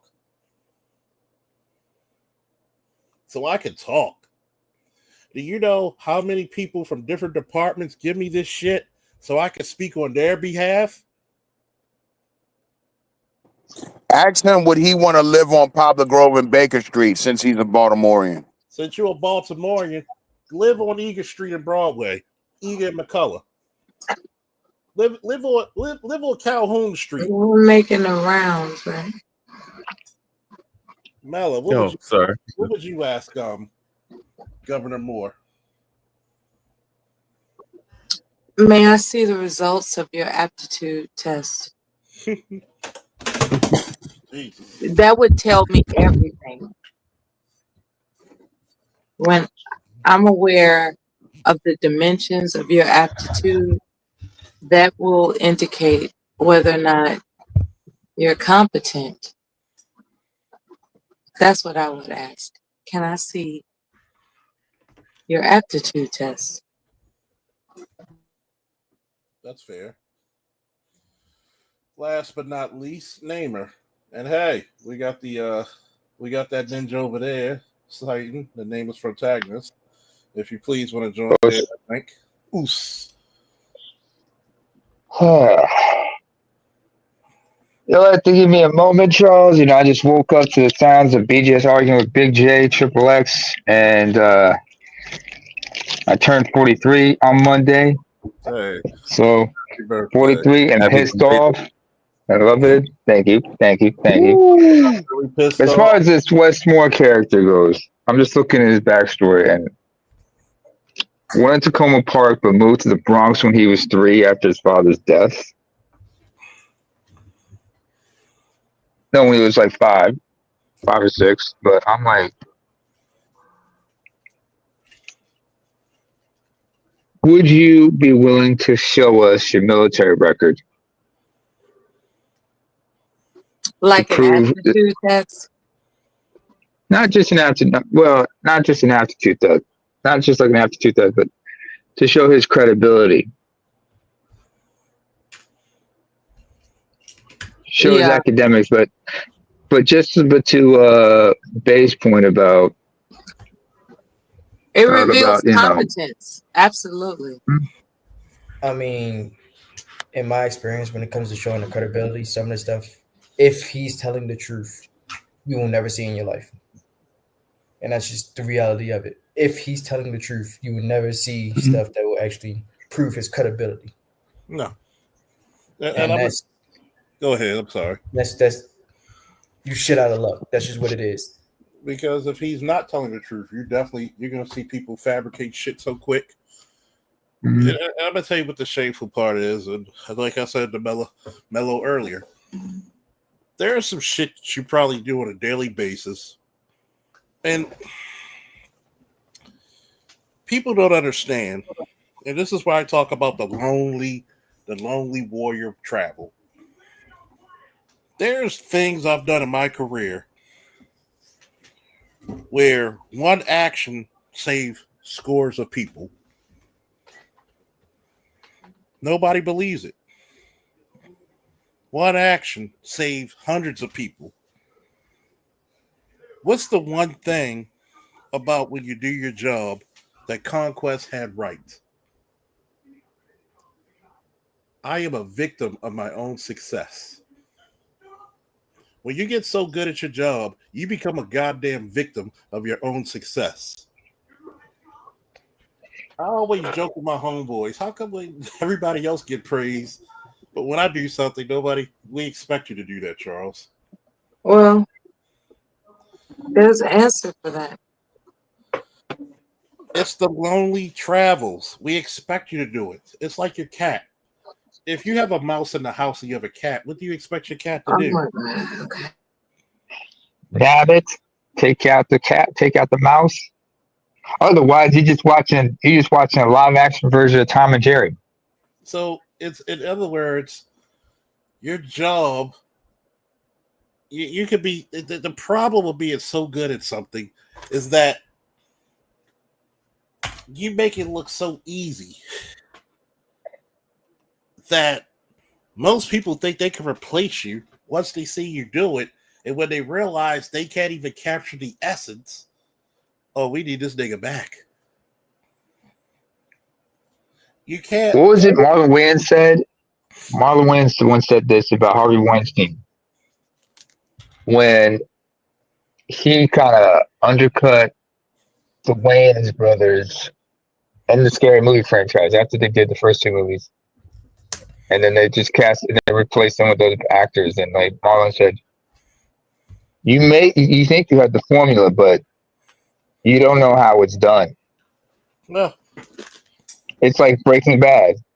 Just because you had Walter White's formula doesn't mean you know how to, put the shit together like he does. Yeah. It's so sad. It's so sad that you got a guy who reached the heights of a Wes Moore, which are pretty goddamn high heights.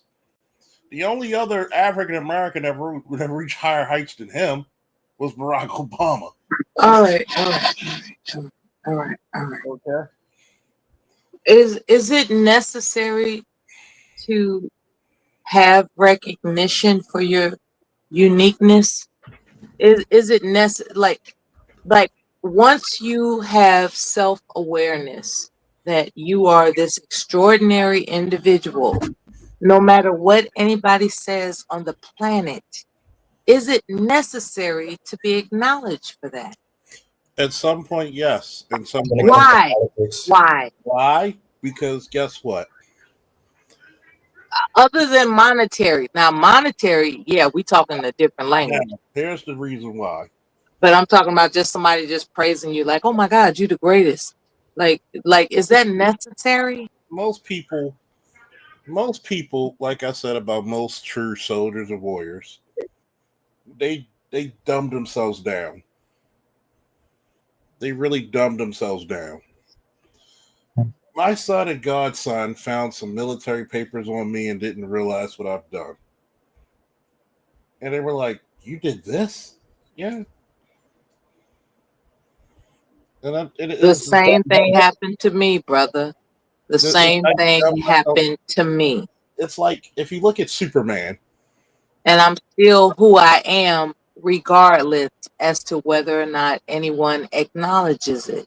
If you look at the first Superman movie, okay, what did Clark say to Lois? "Who are you?" What was his response? "Just a friend." That's humble as fuck, isn't it? You got this guy saving your life with all these godlike abilities, and he says, "I'm just a friend."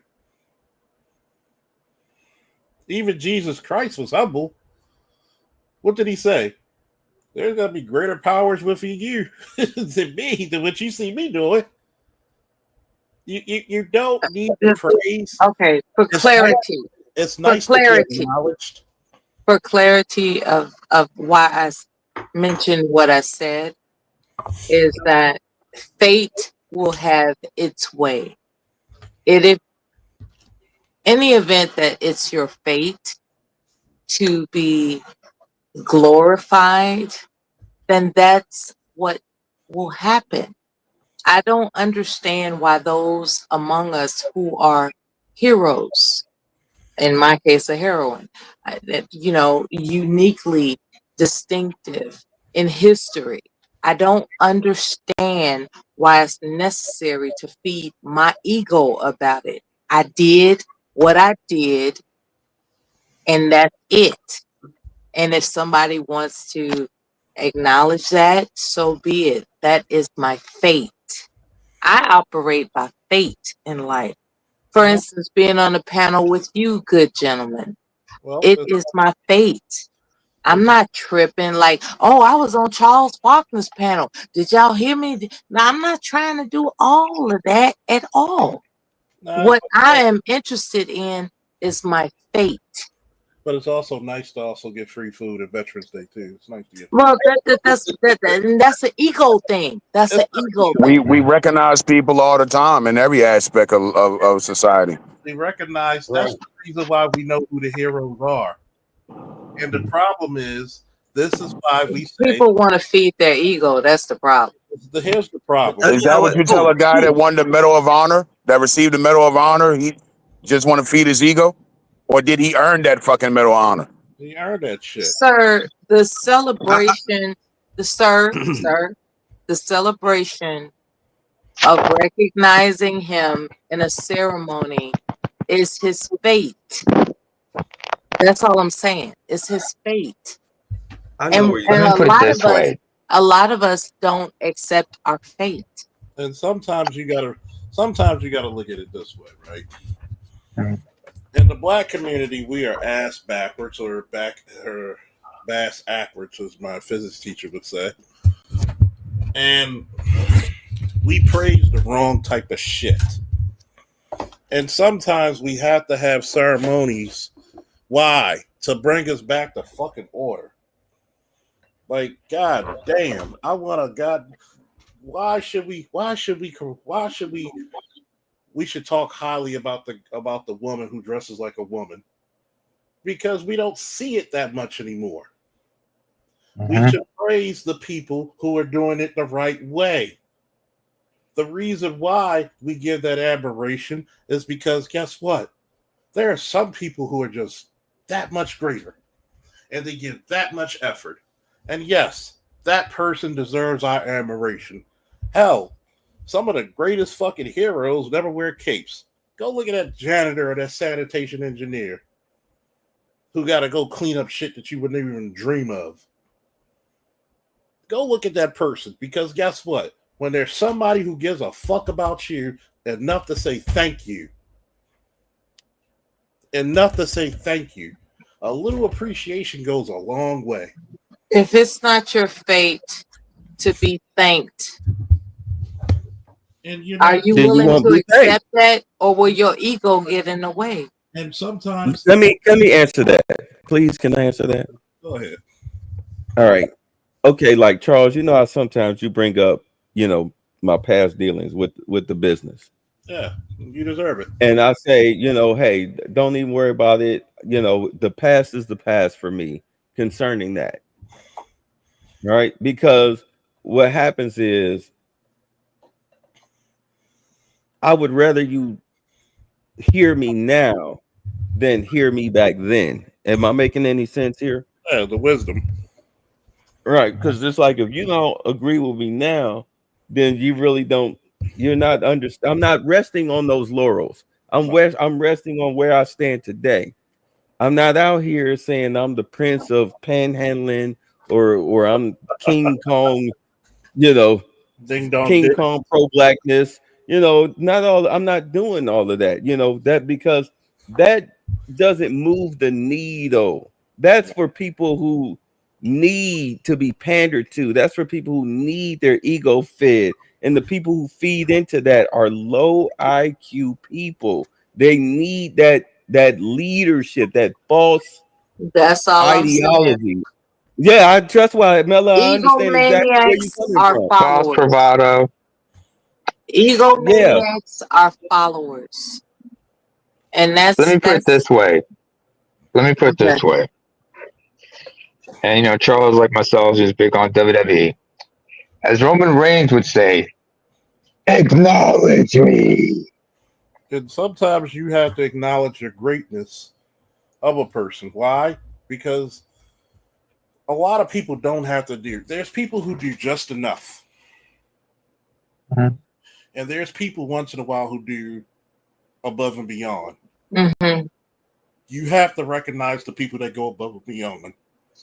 You, Why? Because that encourages others mm-hmm. great and to do their job to the best of their abilities.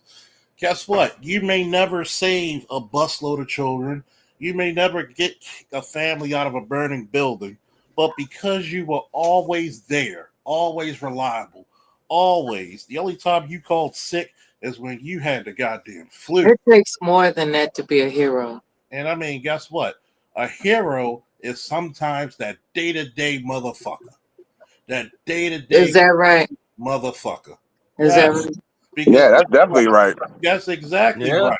Like, Because like why do we have something called Mother's Day if that's the case? hold on. So the influence of consistency is it equates to heroicism. Yes. Let me Yes. Okay. All right. I just wanted to be clear. That's hold all. on. Because this is the reason why. Why do we praise good fathers and mothers day to day? Day to day. I'm not there when it's a birthday. I'm not there when it's a special event. I'm there when that little motherfucker got Consistency is important. because guess what? That consistent motherfucker, hell, that consistent motherfucker is a dangerous motherfucker. Why? And it's a choice. It's a Being a hero is a choice. What did I tell you? The difference between the good guys and the bad guys. The bad guys use human shields. The good guys are the human shields. Do you know how many motherfucking times you gotta stop between a knife wielding, gun wielding motherfucker to keep people you don't even fucking know safe? Do you know that mother who gotta drive a fucking bus with a bunch of rowdy fucking kids to feed her kids? That father who gotta go down in the goddamn sewer or sweep some trash or build a fucking building, or the father who might be a doctor and he's called in to do 12 hours of goddamn surgery to save a goddamn life. That brings me back to aptitude. There are certain people who would not do that. They wouldn't be a plumber. They wouldn't be a school bus driver because their aptitude doesn't cater to that level of patience. However, there are people with a certain type of aptitude that can contribute to, top level security clearance activities that hold on, that actually benefits humanity as a whole. I'm not talking about the school. I'm not dissing anybody that does things that affect our world in a very pleasant way.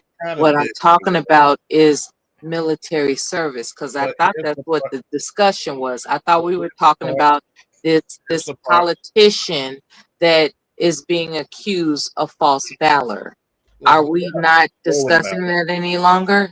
We're trust me, this is the Charles Faulkner platform. We talk about many different things at many different times. Okay, we switch. Okay, we play switcheroo around here. Okay. Sometimes we come back to the subject, but here's the thing: It's not switcheroo; it's all on the subject.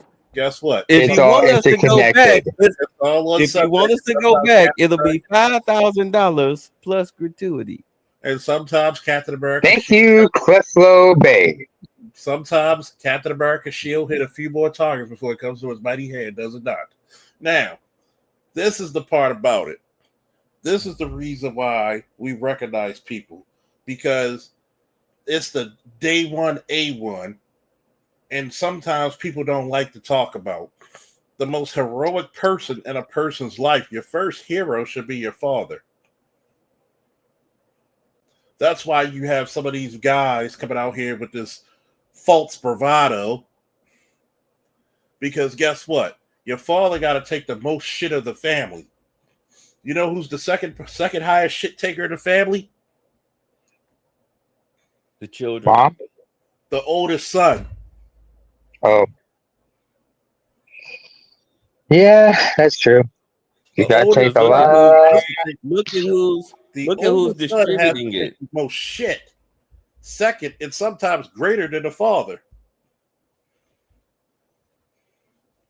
So you learn very good lessons. The most patient motherfucker in the family is the mother. Mm-hmm. Who's the most protected? The daughters. The youngest siblings. The mother. Yeah. The youngest. The mother too. The mother give her life for the kids. Yeah. Mm-hmm. But everybody will protect the youngest sibling. Hey, there's a reason they say never get between a lioness and a cub. And this is the reason why heroism has been bastardized in such a way that we actually said it was brave for a man to attempt to change his gender. It was brave for him to embrace who he truly was, is what they say. But we bastardized it in such a way that we said it's brave for you to come out about your sexuality. That's none of our goddamn business. Do you know some of the bravest people I've met were LGBT? It wasn't about them coming out. It was them motherfuckers laying down a wall of lead. It And was earn the respect for it. out of a burning car or Humvee. In regards to that alphabet community, I want to say that it would appear, because my sister-in-law, God rest her soul, she being a lesbian, I have found myself recalling a conversation I had with her, right? I said, "Why do you like women?" And she said, "Because they're nice and sweet." And that was the end of the sentence. That's the end of the sentence. And keep in mind that she had experienced, sugar daddies and just male relationships. And what she eventually evolved into was declaring that a woman she settled down with to be her wife before um LGBT marriage was legal, before same-sex marriage was legal. She declared, while she was my sister-in-law, that this woman that she was dwelling with is quote unquote her wife. And that Or confused me. significant other. Well, she didn't call it that. She said she's my wife. And it confused me because I wasn't exposed to that type of concept. And that's when I asked her, I said, "What is it that makes you like women as opposed to the traditional, establishment of heterosexual pair bonding?" And she said, "Because women are nice and sweet." That's what she said. So, are we to believe that the reason why women are attracted to women is because they want to favor their hope of happiness toward the nice and sweet side of a relationship that they can relate to, as opposed see, I said all this and I know it's late and I sound all drowsy and stuff. What I'm asking is it possible that same gender recognition is the initiation as to why people prefer those types of things? Because it confuses me. I can't understand. I can appreciate a woman's beauty, right? I can look at a woman and be like, damn, she's hot. That's what's up. Same things. Oh my God, I can imagine a man ravishing her. She's gorgeous. I can acknowledge those thoughts. But as far as me going so far as to, like I want to lick her pussy or some stupid shit like that, like, no, that's not me. That's not how I grew up. That's not how I get down. Well, And I'm trying to figure out, when it came to the military, accepting um transgender people. I just, that's what see, I don't like Trump, but I do appreciate that he's initiating that it's no longer tolerable that people who want to be, acceptable for what was previously known as a goddamn disorder in the DSM as acceptable. Like, there was a time in the DSM that, homosexuals, transgenders, like that shit was a fucking medical disorder. Well, hold on, Bella. Hold on. I gotta steer this. Okay, I'm going on a rant because I'm tired. I apologize. We know. We speak women very fluently here. It's you gotta understand this. Men don't care about your background. They care about what you do. This is how men operate. You being in the military, you know how men operate because we care about what you're doing. Can you do the fucking job? That's what every man will expect you to do. If I go truck driving with any of our famous truck drivers in this space, can you drive the rig or not? Get the fuck out the way if you can. This is what happens when It's all about the mission. Yeah. that's the part where you look at guys like Wes Moore. Is it all about the mission or is it all about the glory? And I do agree with you, Nameless. So if you want to come up on the panel, please join. Um, you have nothing without the average person doing that daily. Sometimes our average is what keeps things in orbit. Does that make sense? Mhm. See, the one thing I could say totally different about the average woman and average man thinking is that the average man is content. Okay? He's okay with living an average life. He thinks that's fucking cool. Oh no. You're not gonna gaslight me with that stuff. No. What? Men, you men You men's are not beyond whimsy. we're not beyond what? You're not beyond. Look, women I think she was are. trying to say whimsical. I'm gonna ask you this. No, you're not beyond being whimsical. Okay. Stop. No. Men are whimsical, just like women are whimsical. Mella.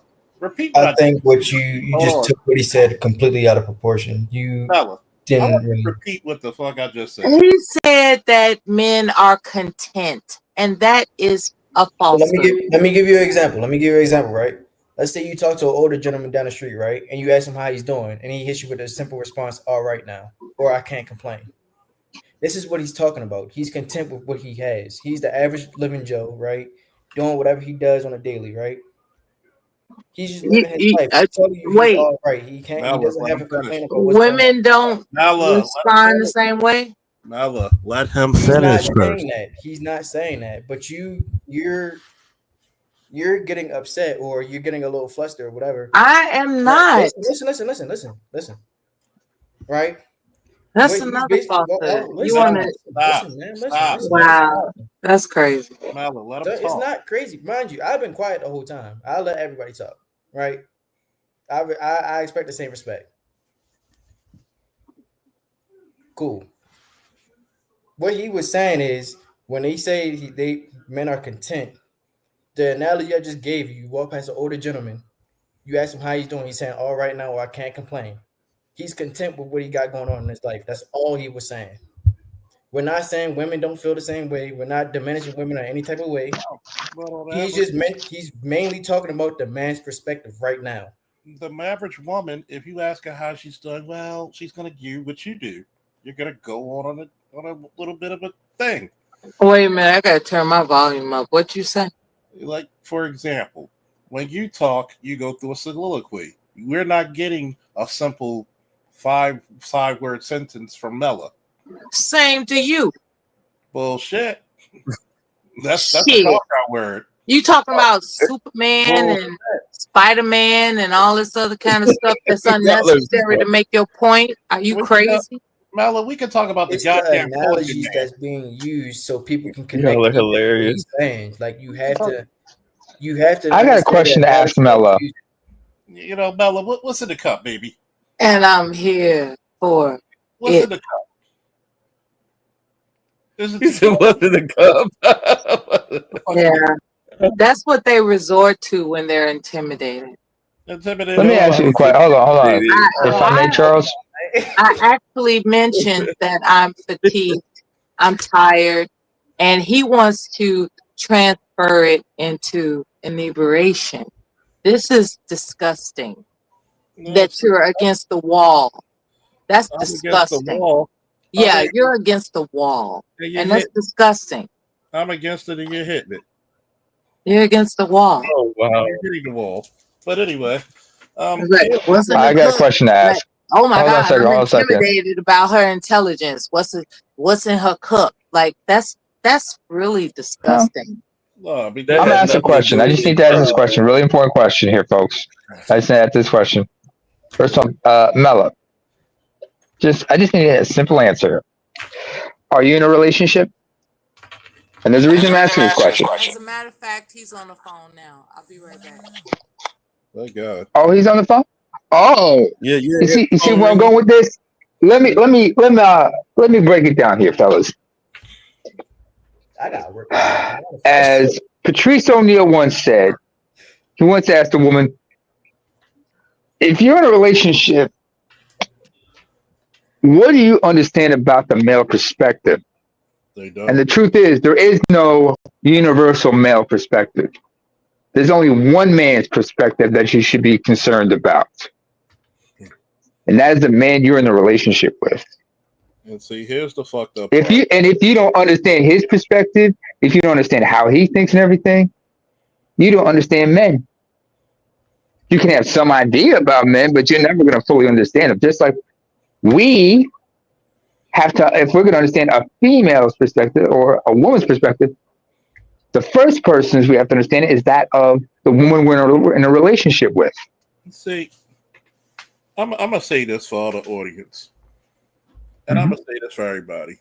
And thank you, Mello, for trying to explain something to a bird who just didn't want to hear it. And we care about Mello because she makes fun over here. But this is an older woman in her late 40s, Mm-hmm.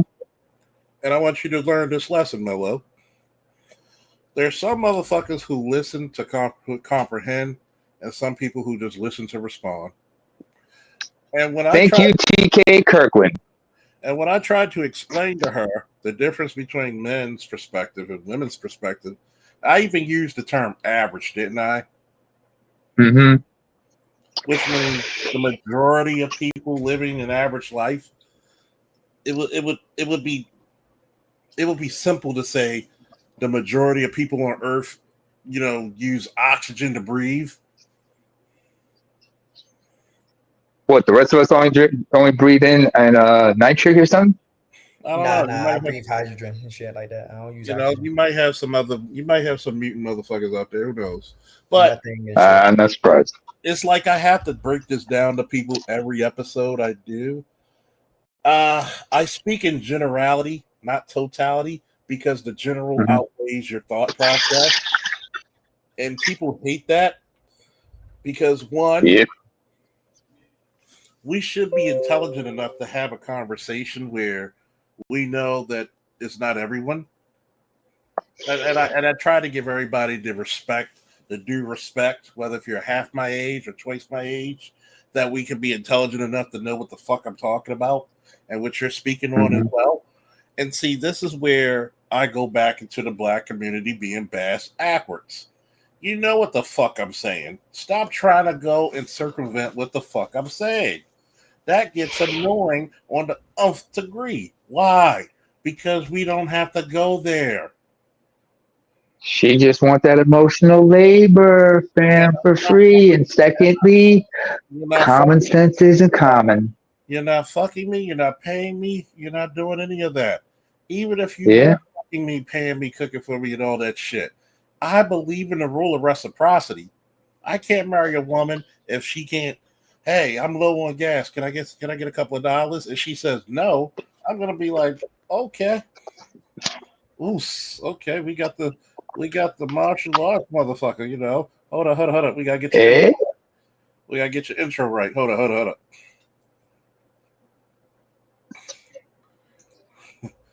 You got everybody kicking ass up in there. Hold on. Here we go. Nameless, baby. You sure you're not getting mixed up with Bruce Almighty? Oh yeah, we sharing today. Try to see if oh yeah, here's definitely nameless. Actually, to be more accurate, it would be Ghost Dog. That's nameless. Sorry. Hey, how you doing, nameless? To the channel, folks on the panel hosts. You don't look up now. That's AKA that ninja over there. The head What's going ninja on, in fam? charge. Yeah, I'm up way later than I should be, but I don't have too much to do tomorrow. I've just been really, really, really, really busy lately. Oh yeah, we But did. I was just chiming in a little bit in the chat. I think I caught the gist of what you were talking about, man. Yeah.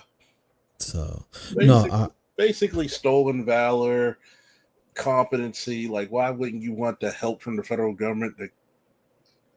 If you could clear the crime in your state, in the major city in your state, would that look good for re-election, even to the presidency bid or a Senate bid? I'm just saying. You take it, nameless. you're talking about the situation going on right now in the DMV. Yeah, you're from the DMV, so you know how it goes. I mean, your I got mixed thoughts about that. Your mom's like a retired colonel, right? Yeah, she was a lieutenant colonel. I mean, my whole family's been in the military since we've been in the military, since there's been a military here. So, no, I'm hip. I think what I would say is there's a different flavor between civilian and non-civilian. Mm-hmm. And because my experience with like the police, for example, I remember being in the DMV and I'm constantly going to DC. You know what it's like going to Q Street, H Street, all of that. Yeah. You get off at places like Union Station, and I remember always being stopped by police to go lift up my shirt because they want to see if I got hidden weapons all the damn time. You know what I'm saying? No, just shurikens. That's it. Mind you, I done walked through a metal detector already, but you trying to see if I got weapons on me still. Okay. Like, so, I understand that hostility that can kind of come from not understanding or being misunderstood or being caught in the general perspective. Many of us are here having this experience in America. At the same time, it's hard to argue the absolute end result. And I think we saw when it really went downhill, it was post-COVID. Yeah. Post-COVID is when it reached an apex.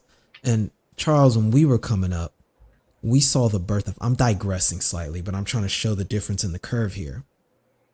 You got to see what happened during the original ICE era in the DMV, because most people don't know they piloted that agency in Northern Virginia, right there in Prince William County.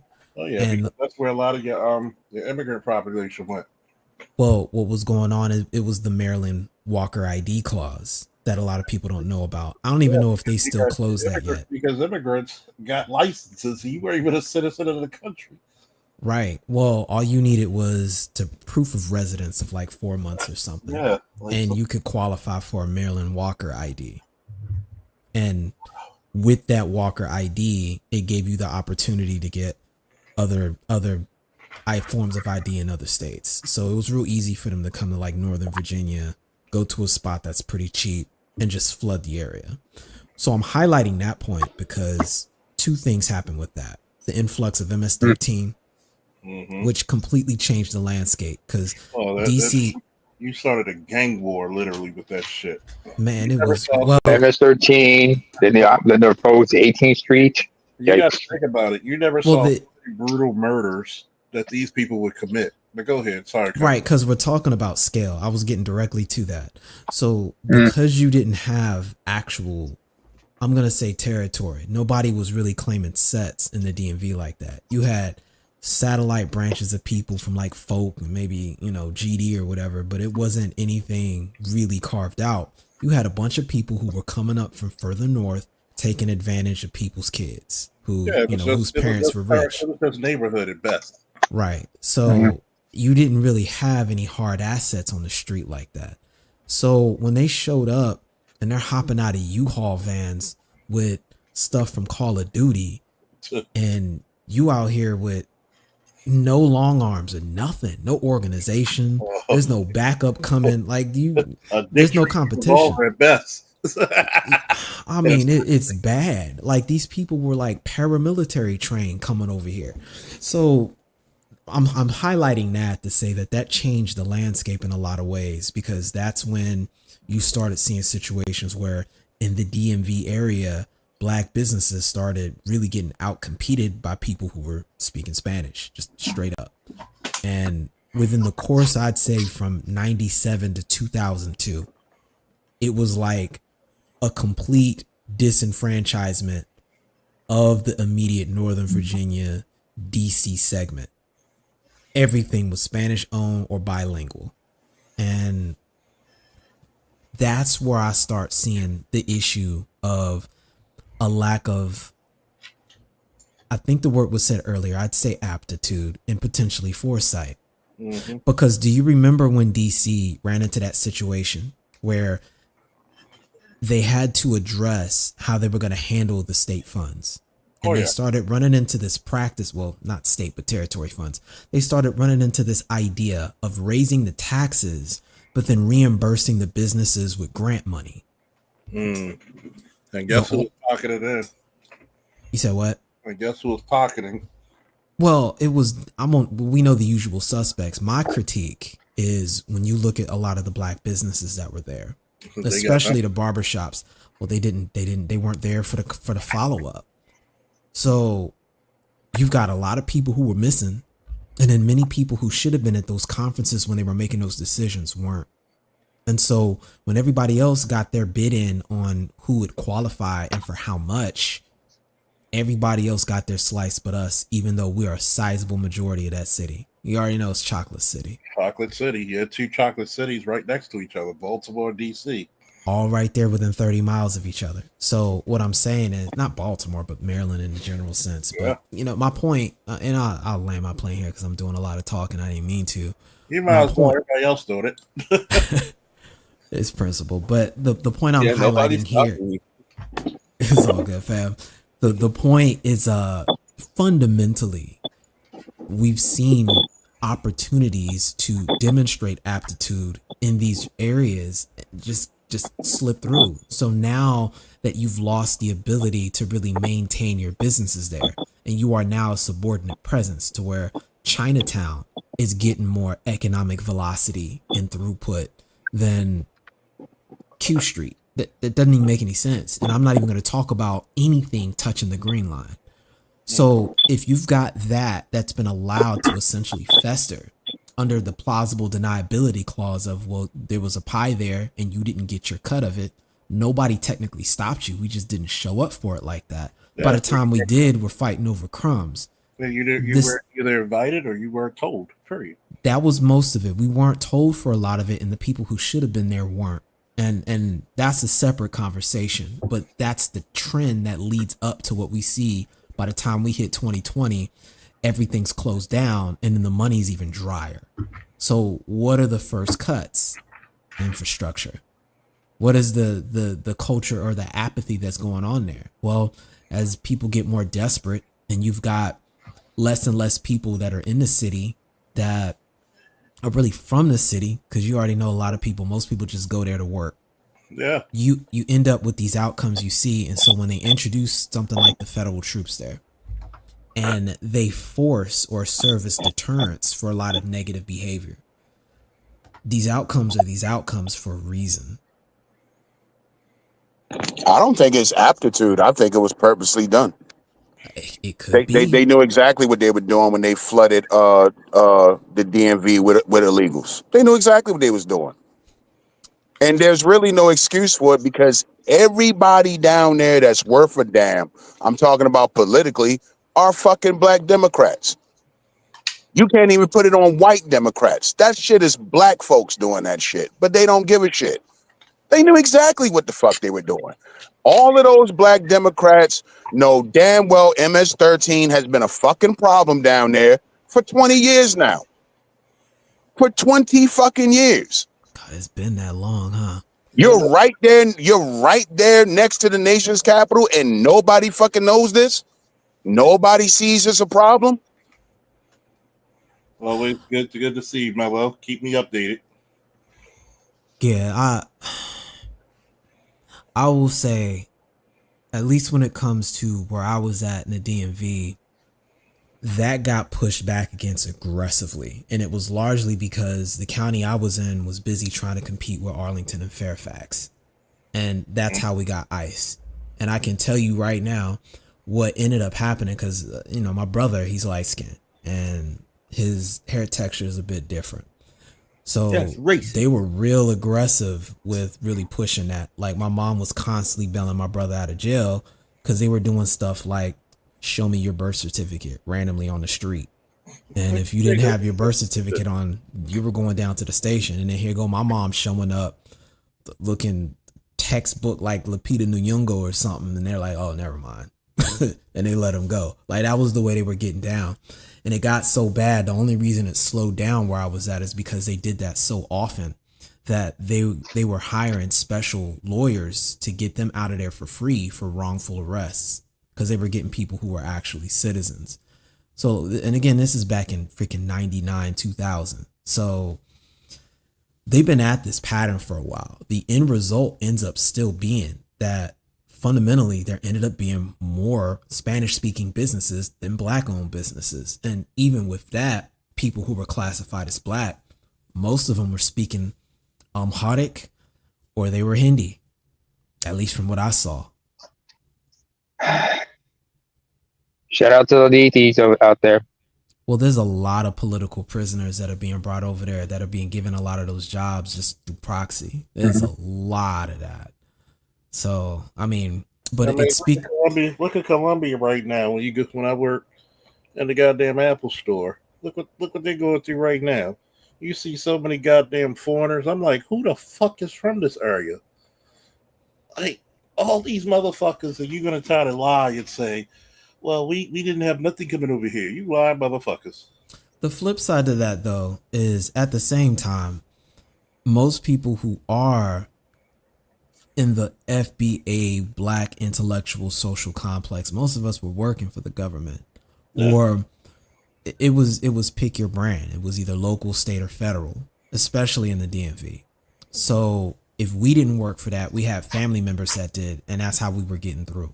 I didn't know anybody that was a business owner was either doing something with hair and beauty, or they were, well, that's still all state, local, federal government. That was pretty much all I knew. I'm really trying to think right now. I had one friend. Nope. He became a government contractor. It was government. That was it. So it's kind of like this two-pronged sort of issue. The biggest employer. Well, if you've got all of that, where's your incentive to make a business? And I guess that's really speaking to a broader issue with us in a lot of these urban areas. We don't necessarily find ourselves critical to the maintenance of the infrastructure. So there's not too many vectors that we can make ourselves indispensable within, unless we're in one of those state government areas, or we're doing something that we have historically kind of needed to do, because there's only so many places that's going to do your hair properly, man or woman. And that's pretty much what I see. And the sad part about it is you got to kind of blame black people in general, because we don't support our own businesses as is. But then we complain, why don't we have any black businesses? Y'all complain about them. So you're going to get bought out by the Dominicans, the Mexicans, the Guatemalans, the Venezuelans. And then when it comes to your crime, you kind of happy when you see black criminals in some places now. Like, oh God, at least they'll treat me with some dignity. Like, God damn. And unless they turn out to be Afro-Latino. And the craziness about it is that these are the same folks that'll tell you they came from nothing, but they'll take all your shit. You'd be like, wait a minute, can I get a job? Oh no, man, we got no job here. Like, and it's funny because our giving nature always plays to our detriment. I hate to say that, but to be fair, our black business class has been getting decimated since Reconstruction.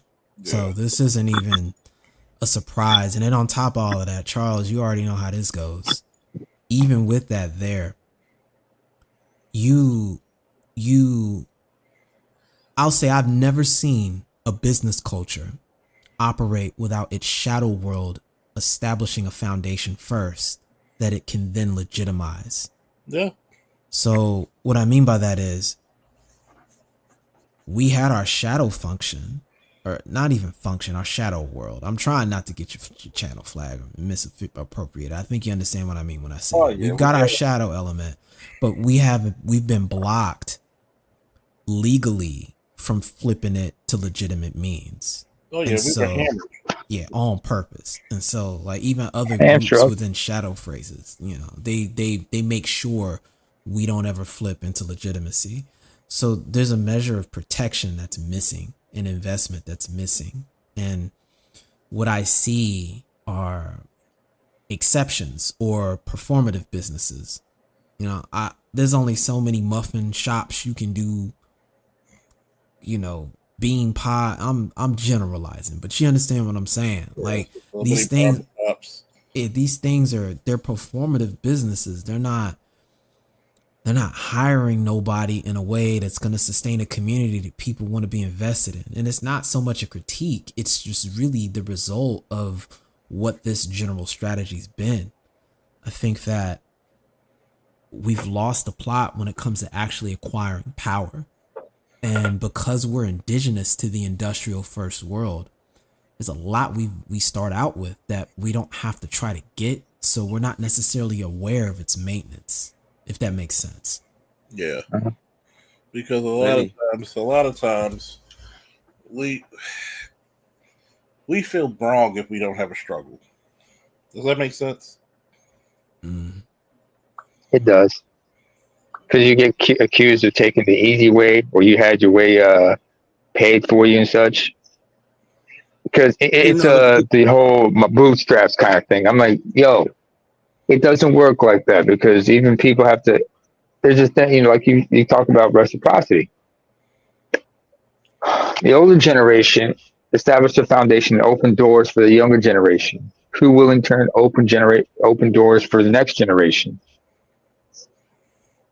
Because they understand each person's struggle in their era is completely different. I guess maybe I see it different. I resonate with your sentiment. And I also look at the macro and the micro simultaneously. And I think we end up being subjected to both. So for me, that's when my audacity is triggered. And I see this as an opportunity. This will either destroy me or I succeed. And I guess maybe that's an extremely fatalistic way of looking at it and a sign of failure. Maybe you're not supposed to see it that way. But I see it as I succeed or I die. And so I ask myself, what is the literal worst that can happen? And I find that there are ways I can still succeed in spite of, even if I have to compete with people who succeed because of. And I think there's a matter of compartmentalizing that you have to lose a lot to get into that position. And what ends up happening is when you do succeed, it's a byproduct of how much you failed and continued to press on regardless. Yeah. And I mean, Charles, can we also talk about how much a lot of people have been discouraged from from actually engaging in such endeavors? I mean, we talked by members of their own community. We talked about that earlier. A lot of times when you want to go into service, whether fire, police, military, or some type of service, and there's people who don't even realize you do know you have services that are not armed. Like the Surgeon General is one of the branches of the forces that are not armed, but which is the health, which deals with national health. And a lot of people don't understand. There's always going to be a set of people that don't like to see you pull forward. As the old saying goes, everybody wants you to do well, just not better than them. And you know what? Oh, I'm sorry. Go ahead. Go ahead. No, it's just that I've discovered that the fastest way to get rich quick in black society is to sell them fear and racism. Yeah, pretty much. I mean, if you give people fear, I mean faith and hope without works, you'll be a rich motherfucker. Because notice, I have no problem with a preacher making a little bit of change. I have a problem when 90% of your damn congregation is poor. Because even the Bible talks about may you prosper just like your soul shall prosper. So why, if you see that lady over there about to get foreclosed or put out of her house, or that young man trying to get an apartment or a business, why not help them? Because I need that G7 so I can get back and forth to Africa quickly. I have more fleece to flock. Yep. Flock the fleece. More flock the fleece. And here's the craziness about it, right? Black people really it's like a cat. You put a light point on the floor, and they'll chase it forever. Oh, only God can judge me. You know how chicks will deal with bad men, and then all of a sudden she finds religion, or you see the brothers who become Muslim only because they came out of jail. Shout out to Malcolm X. That's one of the realest ever. And even he warns you, you got to be careful of the charlatans in your community. And because we want to play so pro-black, that we're ashamed of calling out people of our own. Like, yeah, I'm going to look at Wes Moore and be like, yo, Wes, we got to talk some real shit, Wes. You represent us. You really do represent us. Because there's only been 3 governors in the United States history that were black. He's the first in Maryland history. Do you know how big that is? It's like Barack Obama when he became president. You're not allowed to fuck up. Am I making sense? Not a lot. He's not given a lot of leeway. But what happened? We give him a lot too much leeway instead of pulling to, you're not allowed to fuck up. Didn't he do something for black people in his second term, like people were saying? We're still waiting. Didn't we get our reparations? Everybody in this country got their when the gay people got their reparations. God damn, it was over. You always the right to marry was their reparations? What's up, Charles? What's up, man? I made something for Jersey you. in the house. I made something for you. Oh shit! I'm inevitable. Oh my god! Oh my god! Hold on. Oh, I'm inevitable. Animation. Oh my god, that is so funny. Oh, that is so funny. I'm going to tell you, here's the sad part about it, because black people want nothing tangible. They want everything ceremonial. Instead of telling people fuck up. That is deep. Like, why the fuck do you want?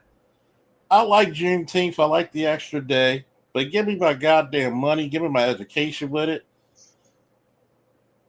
That is deep. Do you believe that it's a result of media influence as to why Black people prioritize ceremony over tangibleness? It's a combination of things, to be honest. One, black men are really afraid to tell their women to shut the fuck up. And I'm not saying that being rude, but sometimes a man got to be like, yo, we can't do that. And it's not saying that you got to be outsplicably rude, but sometimes you got to be like, no, we need more. I say it like. And I'm going to tell you, and this is also another thing. When black women get into their education and power, you got to do the hustle like white women and Asian women will do. Mhm. black, You gotta be like them. a Okay. white woman. Let me tell you the secret. And I had to follow. When were they doing slavery? Like, why we gotta Why be do like? we keep talking about slavery? We got to talk about the here and now. And I'm gonna tell Okay, you, we can talk about the here and now. I'm gonna tell you the here and now about this. And this is what this Hispanic guy told me. He said, "Look, it took me a while to learn English. This was obviously it's not my native language. My wife was the more fluent speaker because she had family here. Ah. She gets a job in HR. She's making $60,000, $50,000, somewhere like that. Mhm. She got a job that's posted that she knows her husband can do, and it makes about $90,000 to $100,000 a year. He can do the work. This is what the difference between our women who get in those positions and their women will do. They will hire their girlfriends instead of their man, and then complain about the man not getting a job that can take care of the family. Come on, brother. Now that's what happens. In other words, they're a race of people that get things done. And here's the thing about it, right? Wow. Do we look at as a whole? Do we look at our sons as overachievers as a whole? That's slander, man. That's not slander. It's been true.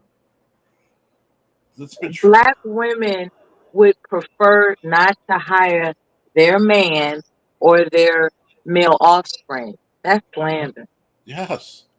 Yes. No, Yes. So show us the data that proves otherwise. Mella, let me put it to you this way, right?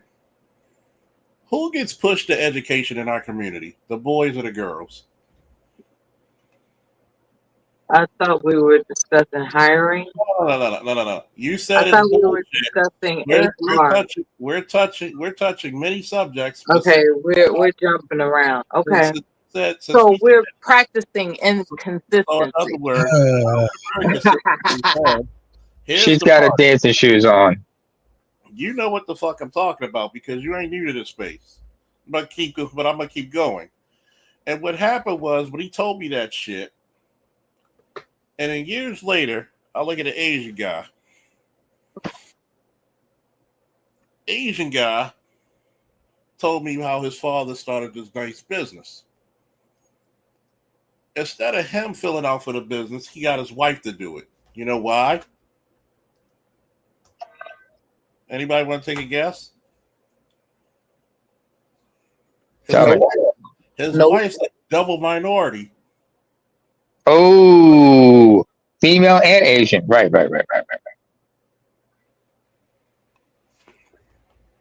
The problem is that we like ceremonial shit. And one of the biggest reasons why we like ceremonial shit is because of the black community, man, woman, and child. We just like to feel good instead of being good. Sadly. We are okay living in the projects. Ain't we lucky we got them? Think about it. We have a poverty mindset when it comes to day-to-day shit, but we got to shit on the next dude with some tennis that were made in Singapore for $5. Mm-hmm. Okay. We don't have. You go to Columbia Mall right now. Them nerdy ass fucking Indians, them nerdy ass Asians. Mm-hmm. Once in a while, they might wear some name brand shit, but they wearing some dirty ass fucking shoes with the soles about to flip off. But guess what? That motherfucker can afford to buy fucking 5 fucking bat books. Mm-hmm. And guess what he's gonna do? Is it possible that we're ill-guided? Not just ill-guided. See, ill-guided is what you can say to the first generation of blacks. Okay. First generation of what? First generation of emancipated blacks. Okay, 1865. Okay. From 1865, we've been ill-guided. Is that what you're saying? I could give that to the first generation of emancipated blacks. 1865 blacks. Okay. Hold on. But the first generation of blacks that were emancipated were doing some amazing shit. So, can we really still hark on that shit? Nope. You know what, Officer Faulkner? There's something behind the curtain you're not mentioning. What's that? The nature of the black man. Of the black. Oh boy, here we go. The nature. Your nature as a black man. Hey, We're DM, you want some nachos? We're not discussing the nature of a black man. The nature of a black man is to get the best possible survival he could get. That's the reason why the nature of a black man is to take care of his family. That's why the nature of a black man was to leave a fucking state and send the money downstate, down to the state he left to his wife and children. But they don't tell you how a lot of times when he comes back to the fucking house, the nature of a black man has been. But what's the nature of a black man? Please tell us, Bella. Let's hear your expertise for this. I'm a black woman. I'm not a black man. I can't speak intelligently about what a black man thinks. You said it. You said nature of the black man. So we're curious now. I'm looking for edification of the nature regarding black men. I'm looking. No, what you said he wasn't mentioning the nature of a black man. So now, in the present, I'm looking for the nature, edification regarding the nature of black men. So, what do you This want is not being discussed. Here's the nature of a black man: survival. Because common sense. When you mention that black men are not allowed to jump rope and hopscotch like everybody else. Okay, tell us one era of black men where we were just allowed to be great. Every time, the most refined time we had of black men was probably the 1970s to 1980s, when black men were getting educated hands over fist. Okay, majority of black men who were able to take this fucking community and flip it on his head back into fucking proper nature either assassinated them physically or your character assassinated them.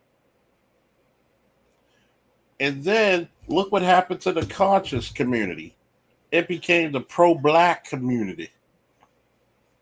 You think some of these motherfucking so-called pro-blacks could even tie the shoes of Chancellor Williams?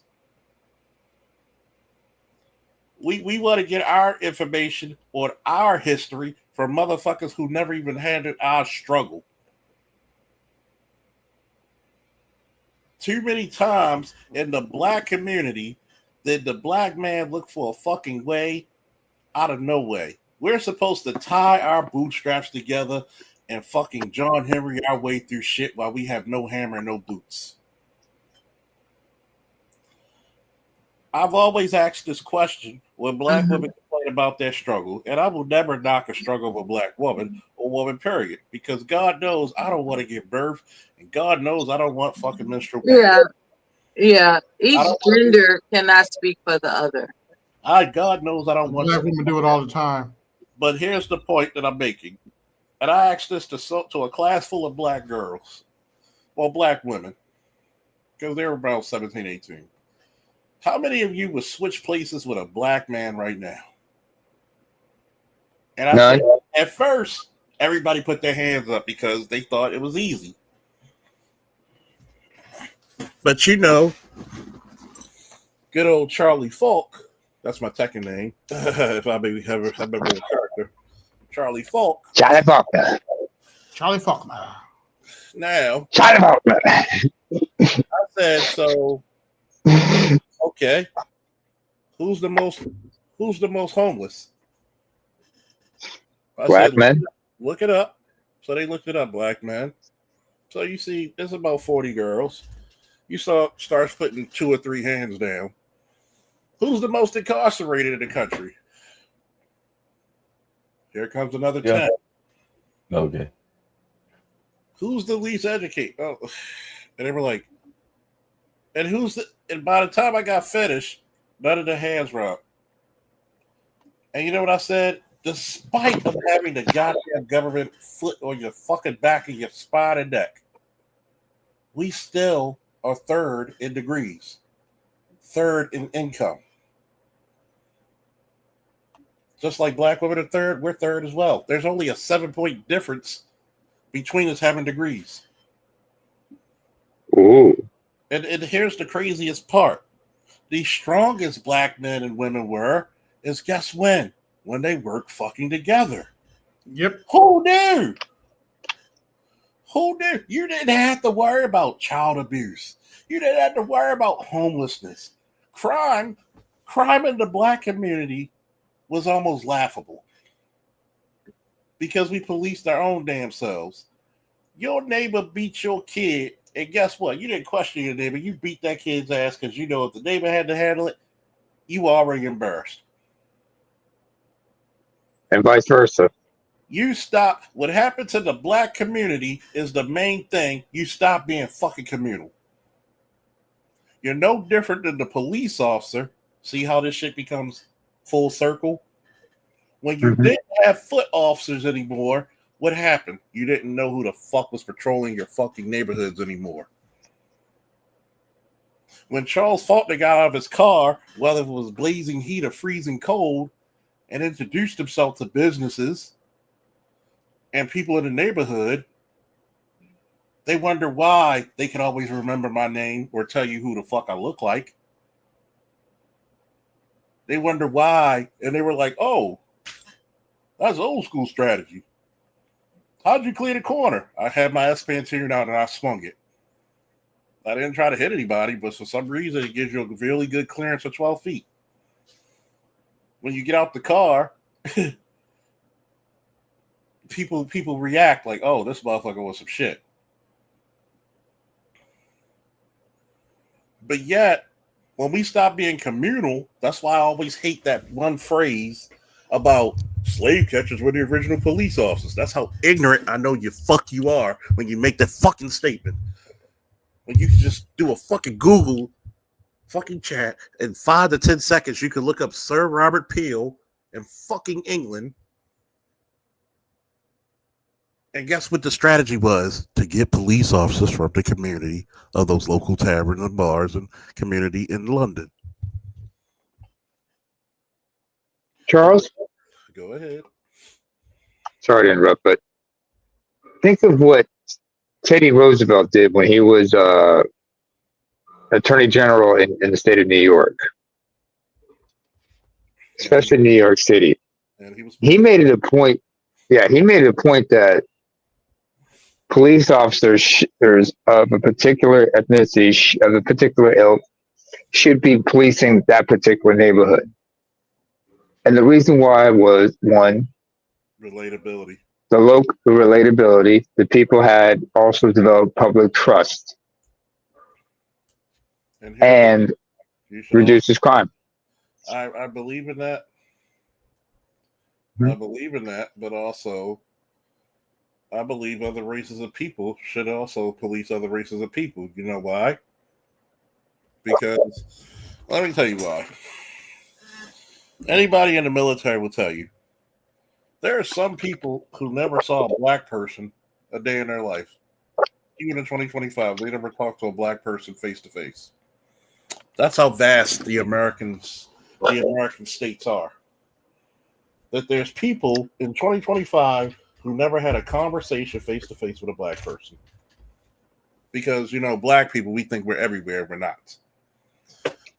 Nope. So, in order to be a cohesive unit, you got to work with every motherfucking body. And what happens is this. When you have dysfunction, it's like looking at a problem in a vehicle. You got to go search it out. Why is this black and this Italian guy not getting along? All right, you two gonna be battle buddies for this thing on. I don't want to hear shit. Where I see one, I better see the fucking other. And guess what ended up happening? They got to know each other pretty well. They become the best of friends. You talk about one, if one's in a fight, you see the other one throwing a chair. Forrest and Bubba. But a lot of this thing also, to answer Mella's point, is that feminism robbed black women of their greatest superpower, their femininity. Feminism robbed our boys of their greatest superpower, their masculinity. It told them everything about them being male was wrong. And when you had black men who were willing to try to be fathers, a lot of people didn't realize that what? We had to give up. There's some men who had to give up because they were mentally going to fall the fuck apart. We put a lot of trauma on each other, and nobody ever mentions that. That's why they gave up. Huh? That's why they gave up. Because there was a lot of heartbreak. Not only you try to work a job, you can't see They your kids. wanted to save their heartbreak. That's why they gave up. It's a lot of it's a lot of black men died of stress. Imagine dying of a heart attack at 38, 40 because of all that stress. Ooh. People don't understand. And then here's the crazy part: when you drive your men out the community, when the government convinced you. Excuse me. I believe BGS, and I quote, Black women ought to have died than deny the government assistance to maintain their offspring. Let me ask you this question. Mm-hmm. Native American women followed their men during the Trail of Tears. Oh, wait. Nobody followed anybody. They were actually accosted and forced to walk. There was no following. It's like, oh, since you going, I'm going too. There was none of that. So They who were made black women accosted. accept the deal of welfare? Pardon me? Who made black women accept the welfare deal? The children made them accept it, honey.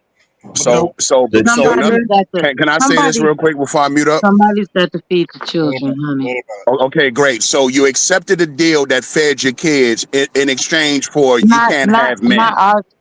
Not my kids. Our kids. See, this is why I don't like these back down memory. Excuse me for a Kids second. is a goat, right? Okay, So but I'm you saying. using the term kids like I don't know what a kid Okay, is. ma'am, kid this is what I'm saying at the end of the day. This is why we You know can't what, keep your having mother- these. Ella, stop. God damn. This is why we can't keep having these back down memory lane discussions. Because it goes nowhere. Well, what about slavery? Well, what about Jim Crow? Well, what about Black Wall Street? We can do this all day. At some point, we got to focus on I know today. that you didn't critique the Excuse me, host ma'am. when Let he me get was it out real quick talking so I can finish. So I don't feel like I got to hog the mic. lane. I noticed that. Let me just finish it real quick so I don't hog the mic because other people want to talk. No, you're selective in your critique. Ma'am, let me just finish real quick, please. Okay. God damn.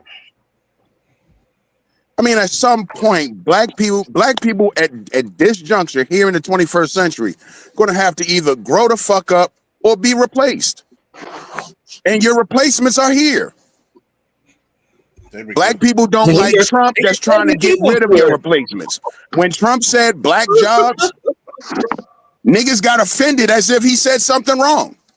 What are black jobs? I mean, this is what I are mean black by we jobs? gotta grow the hell up. Either we're What gonna are grow up black as a race of jobs? people, or we're gonna be fucking left behind. And the news flash is that we're already being left behind.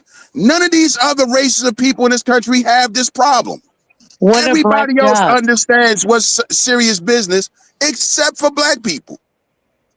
And What it's are always black an excuse. jobs? It's the media. It's this. It's that.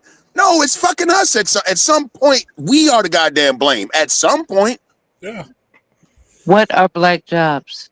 Whatever a job a black person get their fucking hands on. So why should an illegal have that job? Why should You know somebody what they who's not even really are? supposed to be here have the job?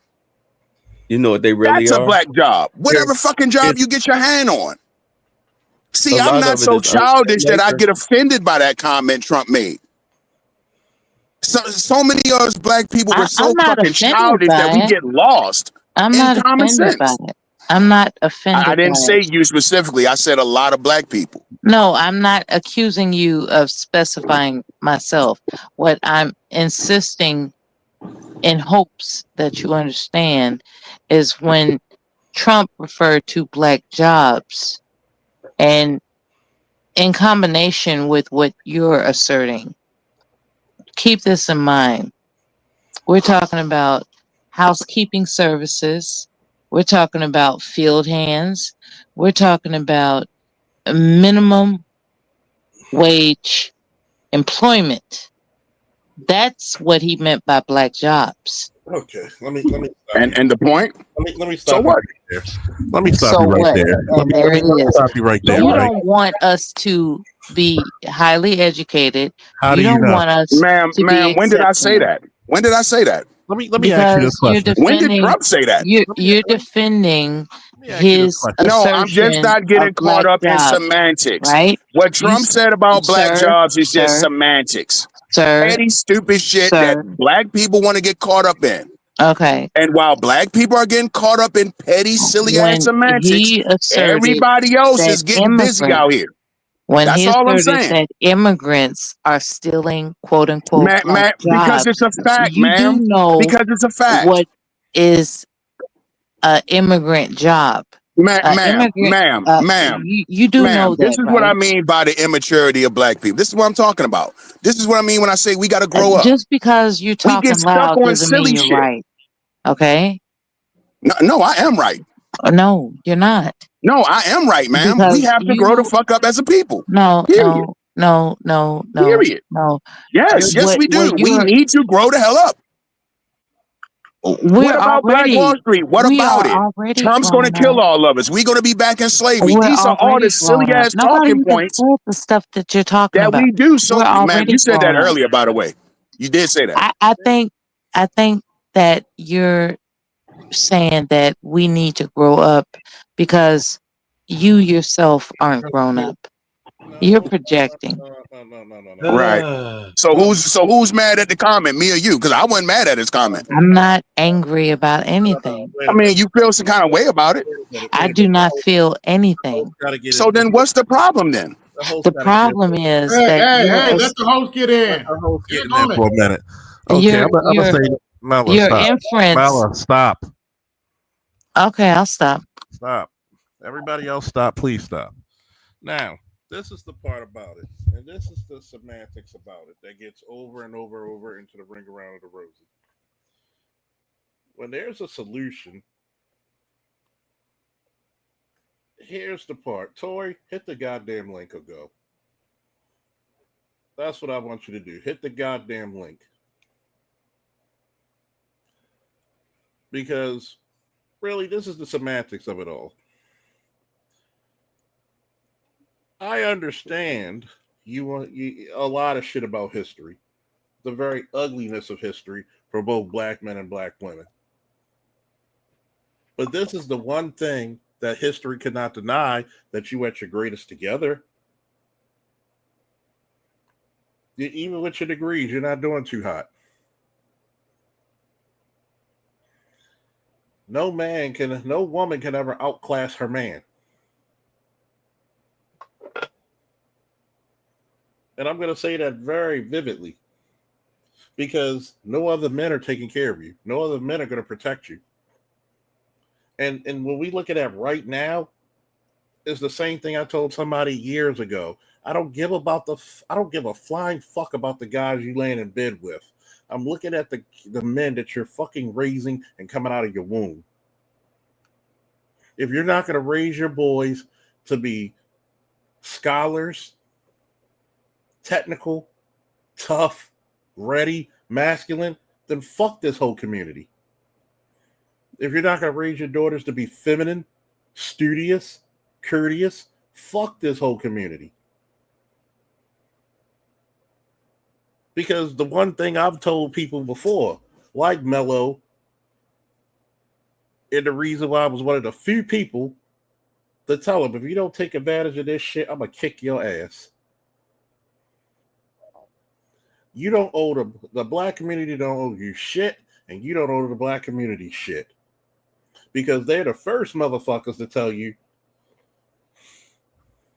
if he doesn't get up here in 2 minutes, time him the fuck out till tomorrow.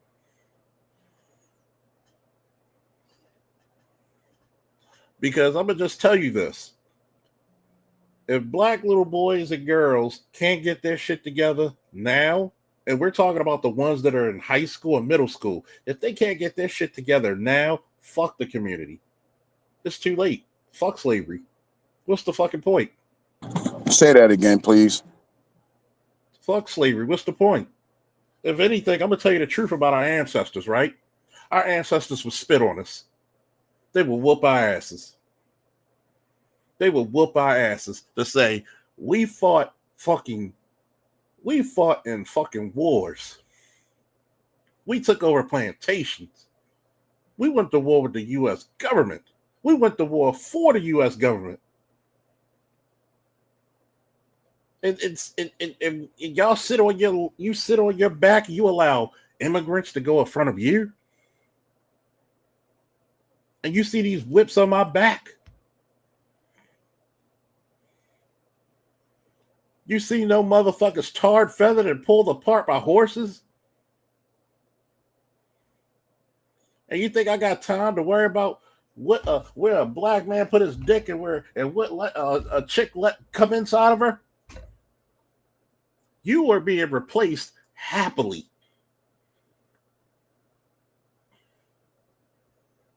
You think strategically, from a war standpoint, we are doing well? You are fucking insane. When you're done, let me hop in. Okay. You are fucking insane.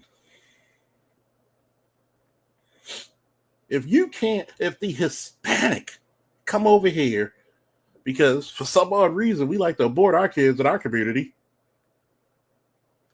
We don't even like to teach them, but we'll abort them. And you allow the Hispanic to come over there and have kids. You allow the Asian to build stores in your community. You know what? And this is for missing. Stop. I'm not finished. Okay. And this is for black men and women. I don't want to hear none of this shit because it's a losing fucking battle. Till you come together like Voltron, it's a losing fucking battle. If you think being independent and single or being in a jail cell is gonna get you fucking to where the promised land is gonna be, you are sorely and sadly mistaken. Because whatever job we could get, whatever infrastructure we could build, whatever financial strongholds we need to hold on to, you better do it quickly. Because you only got 3 things to do in this world right now. Lead, follow, or get the fuck out of the way. You got it, man. Bring that photo up, please.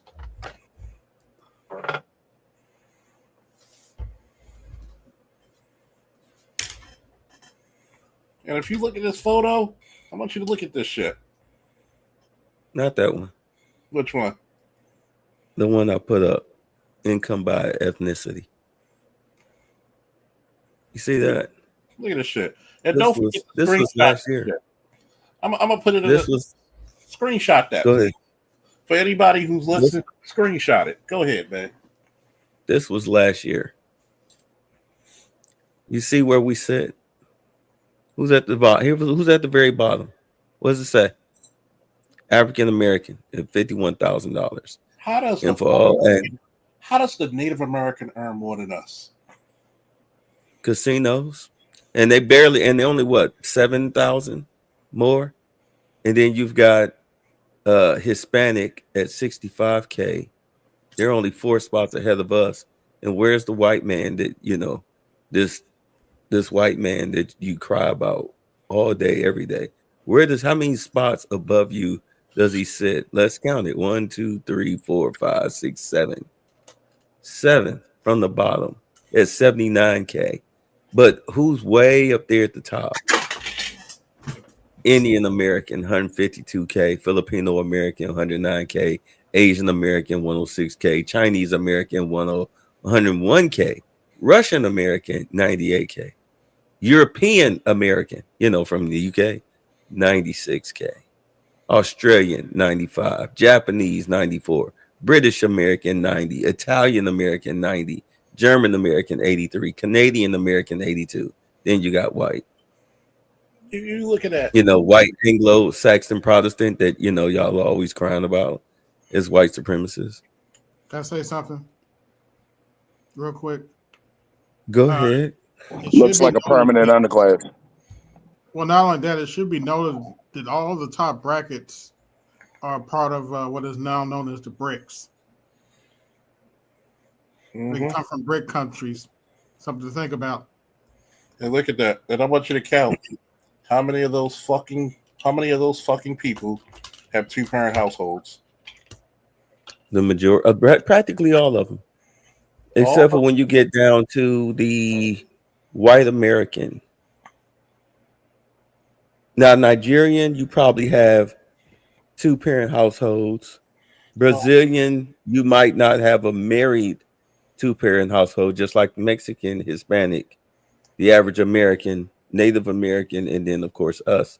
But my point in bringing this up is that when the whole black job situation came up, especially at the NABJ, National Association of Black Journalists, and Trump didn't want to he didn't want to light a fire when the black chick asked him, well, what are black jobs?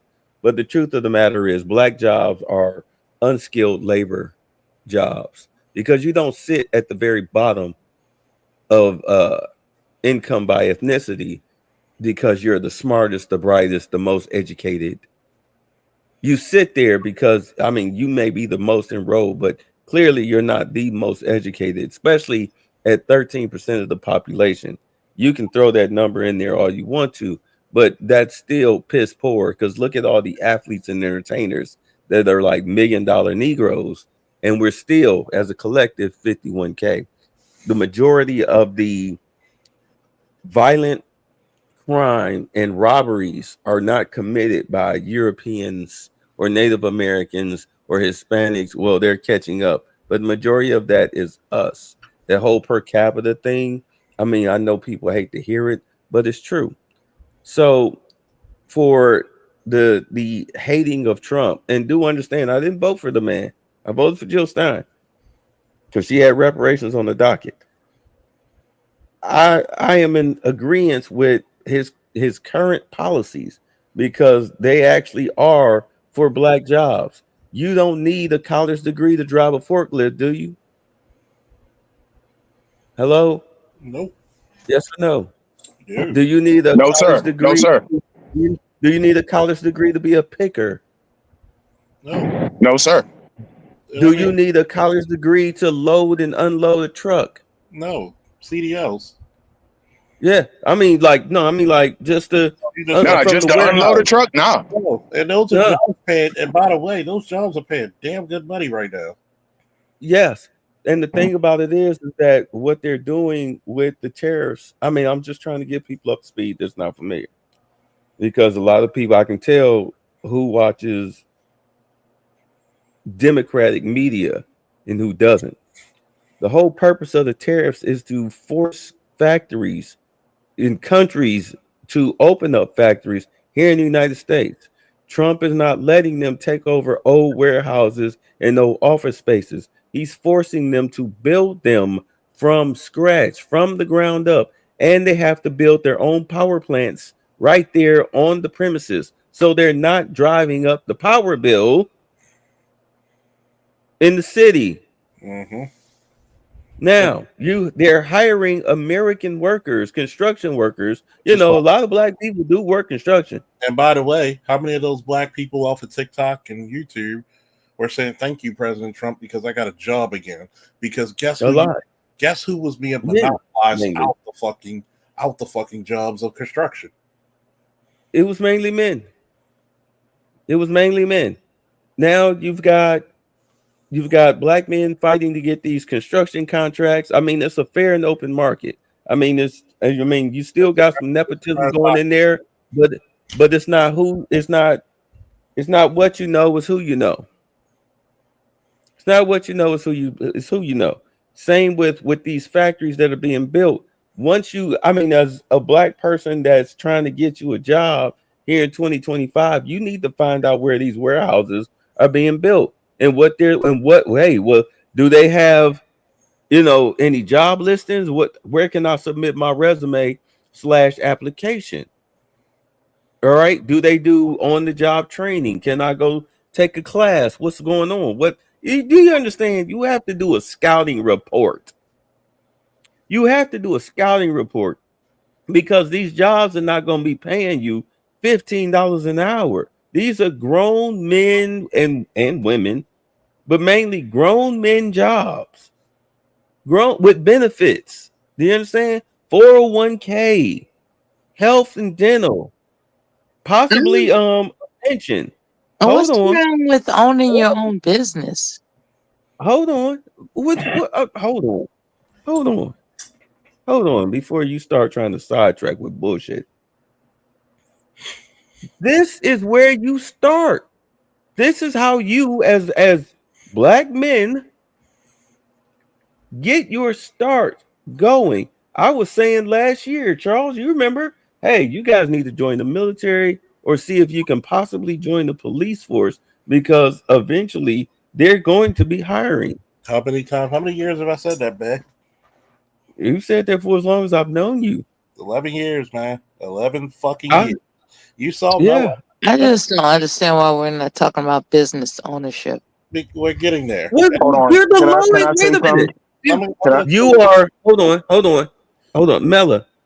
$51,000 a year income by ethnicity. You're not starting your own business as black people with that type of money because a lot of black people don't have the intelligence nor the capital to start their So you own don't business. believe in their people. Okay.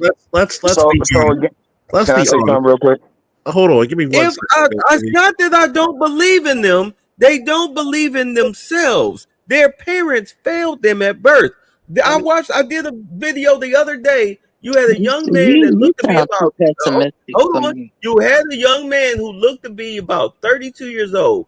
He put a juice on the counter and a $50 bill. Let me finish. He threw a $50 bill on the counter with a juice. When the cashier opened the register, the guy said, "I don't want the juice." Right now. Instead, Good night. I'm not here to debate you. I'm not talking to you to debate you. I'm telling you what's You up. don't believe in the guy that said, "I don't want the Whatever. juice. I just want the change. Can you just give me change for 50?" The guy said, "Sure." He pulled out a 20, 2 10s, and 2 5s and said, "Here you go." And the guy counted it and was like, "Man, this ain't $50." He was like, "What?" He was like, "This ain't $50." He walked him through it. Here's a 20, here's 2 10s, 2 5s. Well, that ain't $50. You owe me another 20. The guy was like, "What? Hold on. 20. This is a 10, 30. This is another 10, 40. This is a 5, 45. This is another 5, 50. And the guy just sat there and looked, and then he took the money and shrugged his shoulders like, "Well, okay, whatever you say." Do you understand? That's permeated. That wasn't a one-off. That's a permeation of not just since we're That worried about sounds us. like That's someone who didn't have. Black society. That sounds like That's someone that didn't have guidance to count money. Right. Listen, you're not getting it.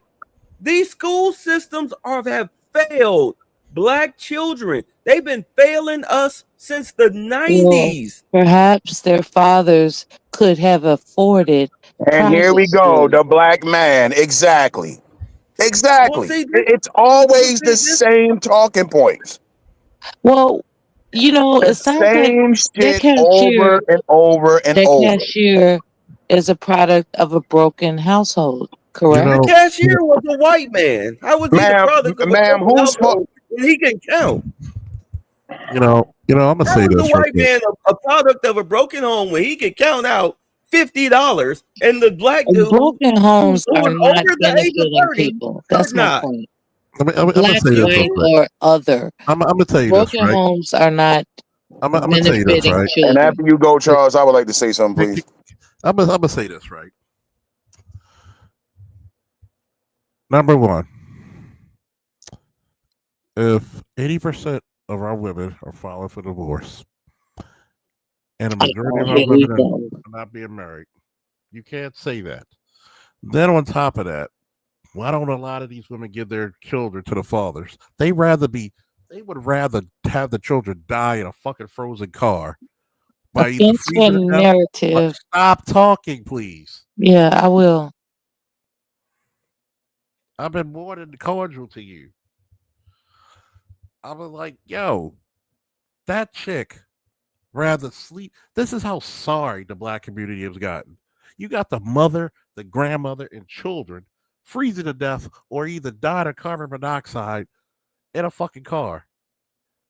You wouldn't even give the children to their father or the father's family, but you're struggling. And you know goddamn well it's almost goddamn impossible for a chick to really be homeless unless she's royally fucked up. And you telling me there's not enough simps, there's not enough government programming? And see, here's the fucked up part. When you look at this motherfucking chart that Bay put up here, this motherfucking chart, the most how to mother. I want you to pay attention to these motherfuckers right here. Most of these motherfuckers are not even highly educated as we are. This is the medium income taken from the top to the bottom. For all those phony ass degrees, for all those phony ass little sit down, I'm the executive assistant director bullshit. You telling me 51 fucking dollars? I know guys who make 3 times that much. But guess what? Not a black woman smart enough to marry them. The military vets, when you see all those chicks who are in debt, I was dating a chick who had student loan debt. I joked with her one time. I said, if you would have got married, you know your shit would have been forgiven because I'm a veteran. You want to talk about owning a business in the black community? How the fuck can I run a security company with black people if you only make $51,000? And I got to pay people $30 an hour and make a profit. And don't know what $50 in change looks like. How the fuck am I going to get qualified people if certain things on your record pop up? I can't hire you. Yeah, talk about, matter of fact, my licensing, insurance. I told one dude, well, we got 25. I don't even piss in my toilet for that. That is disrespectful. You look at the average white American right here, 79.80. Might as well say 80,000. You allow these dumbasses, the white Anglo-Saxon, to fuck you over. And then look what the Italian American, who wasn't even considered white for the longest time, he outclassed the white American by $10,000, almost 11. Black people love going to them Chinese and Korean because they bunched up the Koreans and the Asian Americans, the little other countries too together. But you allow all these people on the top 3, don't give a fuck about your black ass. And we're going to sit there. And we're going to fucking sit there and we're going to talk about some shit that doesn't need to be talked about. Your boys can't read. Your girls can't count. No civilization does that make. You got girls out here who rather be whores than wives and mothers. You got boys out here who rather be scammers and drug dealers than gentlemen and soldiers. How the fuck can we build a community? How the fuck can we do that? I want some logical shit. How the fuck can you build a community when you got, do you know how many kids I had to teach to read during my coaching years? People don't understand not all heroes wear capes. Do you know how many kids I needed to teach to read? By the time I got finished with them, they were able to read fucking Shakespeare. But y'all don't say nothing about a black man who does that. You don't say to a black man who raised his son when they put him on an IEP and end up surpassing this fucking IEP. You don't talk about the guy whose son had algebra 2 last year. He went from a fucking 72 to a 93 in one fucking semester because you had faith in him and showed him how to fucking study.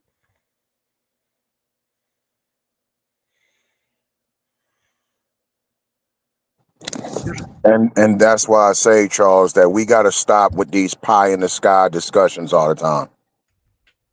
You know, how long are we going to talk about black business? Well, we need more black businesses. I mean, why? Why? They're failing anyway. Why? I mean, it's the railroad, police officers, the fire department. There's so many different fucking jobs out here. You don't need a fucking college education for, and you're going to make well over 51 grand. Man, but it's always this shit with black people that it's almost like fairy tale. Everybody has this corporate Negro syndrome. You just want to be another nigga because that's what they're talking about. Business. They're not talking about some nigga with a corner store or the nigga with the barbershop. That's not what they're talking about. What they want you to be is a black version of Elon. Yeah, they want you to be fucking Reginald F. Lewis. That's why we always got to have these pie in the sky fucking discussions all the time. And then it comes to the same old, well, you know, black men this and black. Look, cut it out. Because all of these decades of those endless fucking circular discussions, that's what led to that chart right there. This is the shit that kills me, right? You know what? I wish David Kerr was alive today.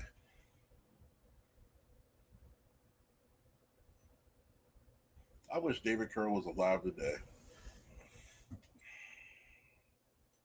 And see, everything that Kevin Samuels and David Kerr said, you motherfuckers are hell bent to make that shit reality. I'll put the David Carroll link in the chat. Put it in the back chat so I can. It's not letting me do the computer. All right. I'm just like, here's my shit. You cannot throw the rocks and then hide your hand. Because I know that's what a lot of black people do. Especially black women. Especially black women. Niggas get tired of that shit. Are black people cursed? I'm gonna answer that for you since we doing that Q&A part. Black people is about as cursed as they want to be. Ain't no type of people to go through the transgressions and iniquities that we went through and still survive today. You don't see any fucking Mayans, do you? You don't see none of these all killed mostly people. No. You see some Negroes, so guess what? We ain't that cursed. But you know what the saddest part about it is? We wallow in obsolescence. We like to dwell within our self-pity prisons. I sent it. All right. Start at 1720. And you know what the fucked up part about it is? You know what the real fucked up part about it is? Is that when you really got men of faith men of stature, men of hope, men who's hell bent on turning this fucking community back on the right track, they get shitted upon. They get laughed at. You literally, I'm going to say this. Should I say it, folks? Should I fucking say it? You are the accomplices to your own fucking destruction.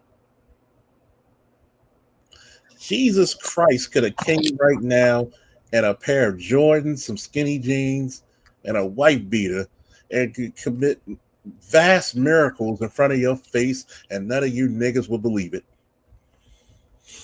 But if the niggas say, I got a scam to make you rich, you die over that shit.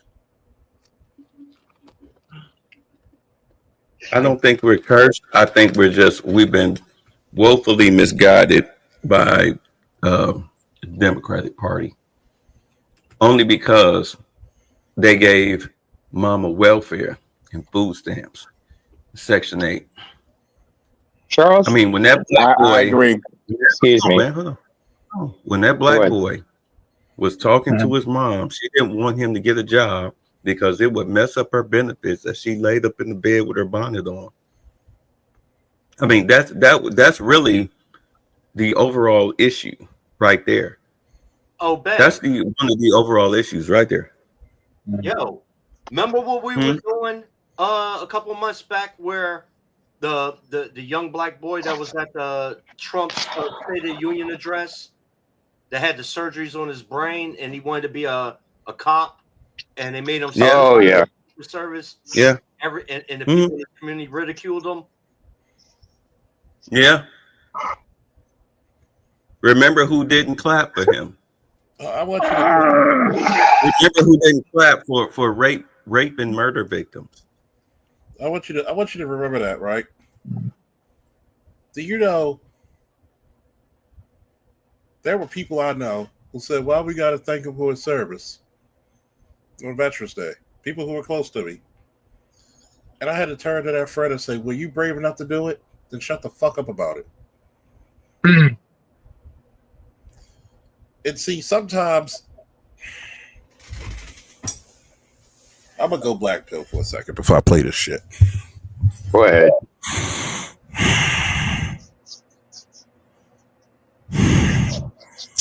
I always reference, if you want to look at a good cartoon from the 80s about manhood, look at the Anointment Trials of Lino. Hereditarily, he was the Lord of the Thundercats, but that didn't mean shit if he couldn't pass the test, right? Uh-huh. Lionel was criticizing the Code of Thunder, and this is for my godson who ignorantly wants to try to debate me between what's the difference between morality and a code. Morality can change with the wind. A code does not. It takes a tremendous time before a code changes, if it ever does. Last time I checked, the 10 Commandments are a code, right? Those weren't the 10 suggestions. Those were the 10 Commandments. Do what the fuck I say. Panther told him, you know, the code serves for centuries. He says, but I've got to fight you. Yes, it served us for centuries. And he said, if it means fighting a friend, I don't have what it takes. You know what Panther told him? That's what we here to find out, nigga. Fight. Because this is the part of masculinity a lot of you young boys are missing. Some of you older cats, too. You may have to go up against a good friend to keep him from bringing destruction to your community. You might have to challenge him. To keep your friend from going down a path, you might have to challenge him. To keep them from pulling you to a path, you might have to fight them. But what happened? We're in this generation of, let me use my words. I even told the teacher one time when they said that about my son, how many times you only got 4 cheeks? When they're gone, what are you going to do? Let them beat your ass? This is the reason why the pussification of America is so abrupt. Because how does the child defending himself get suspended along with the fighter, the aggressor? So basically, you're telling children to get abused, to be a victim. Well, no. So why the fuck did you suspend both? So basically, you're encouraging children not to fight back psychologically, right? You're a principal. You got your PhD. Last time I checked, that's basic fucking shit. You're mind fucking kids into being victims. So what are you doing? You're basically making a next generation of fucking chumps and wimps.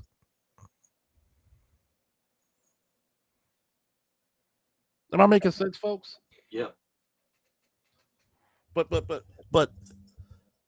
this is the fucking part.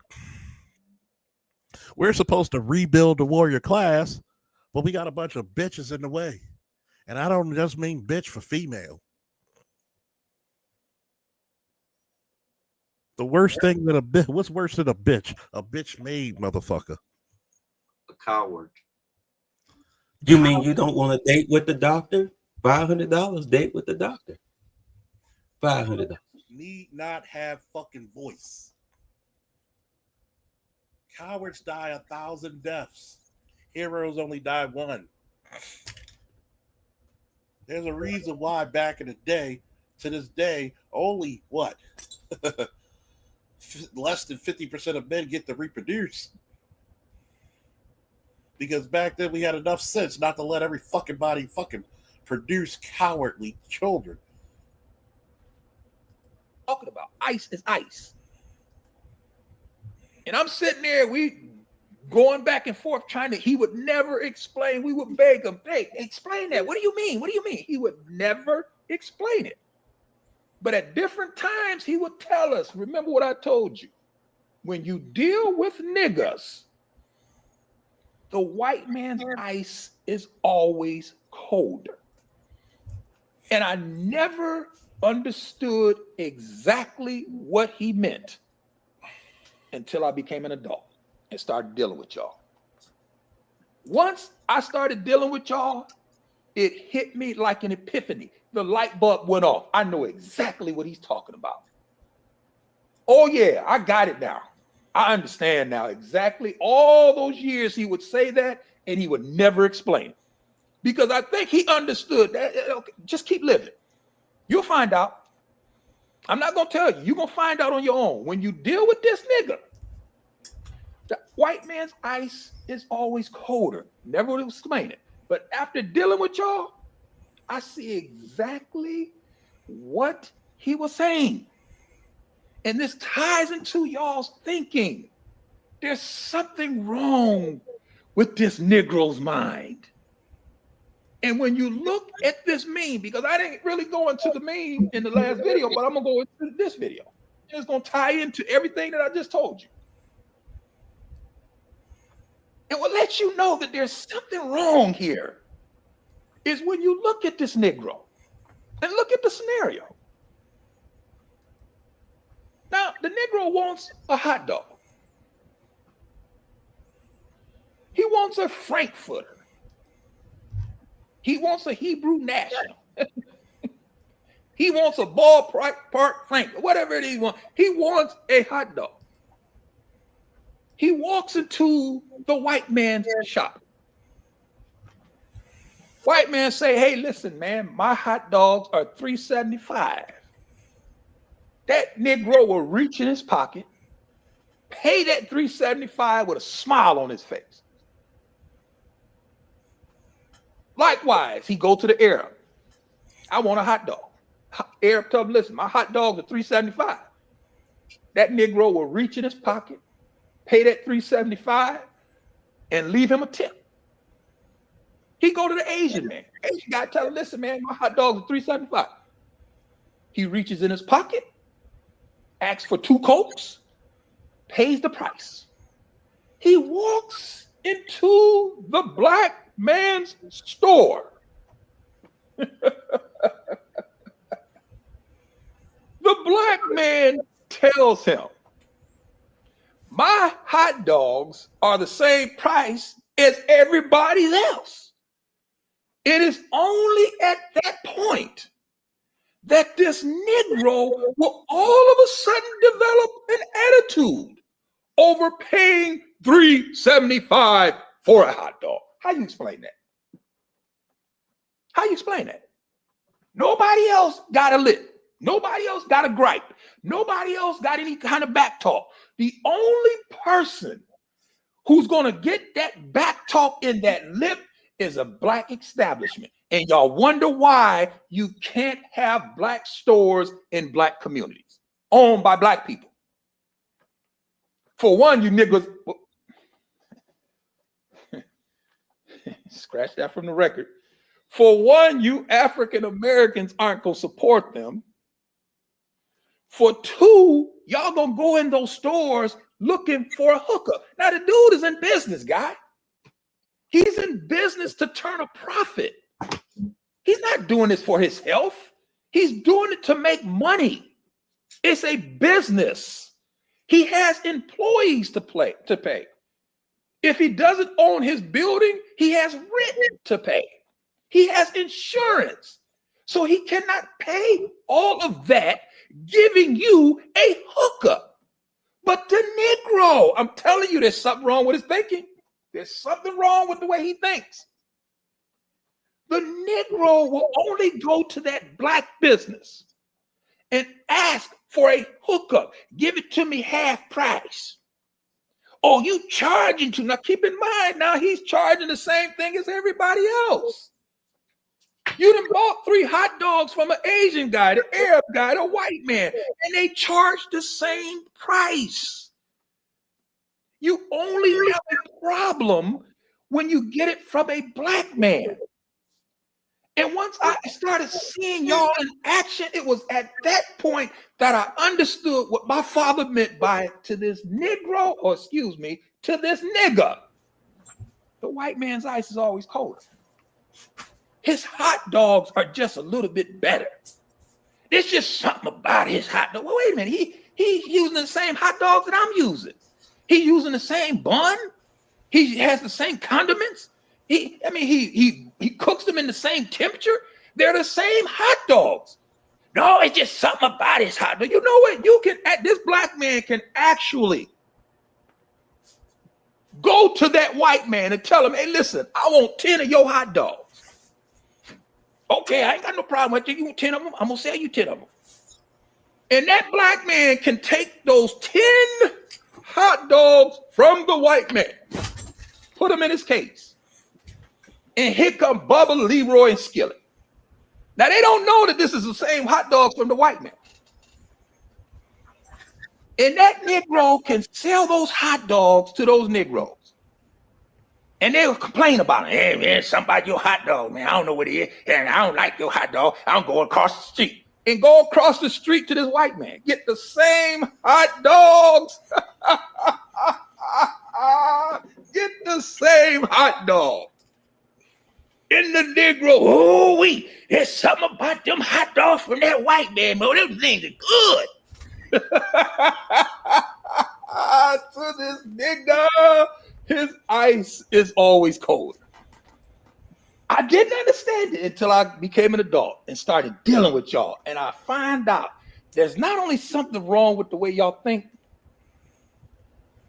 y'all have an ability to gravitate towards individuals who absolutely have no respect for you. Y'all love that. Because if... Did y'all just hear what the fuck he just said?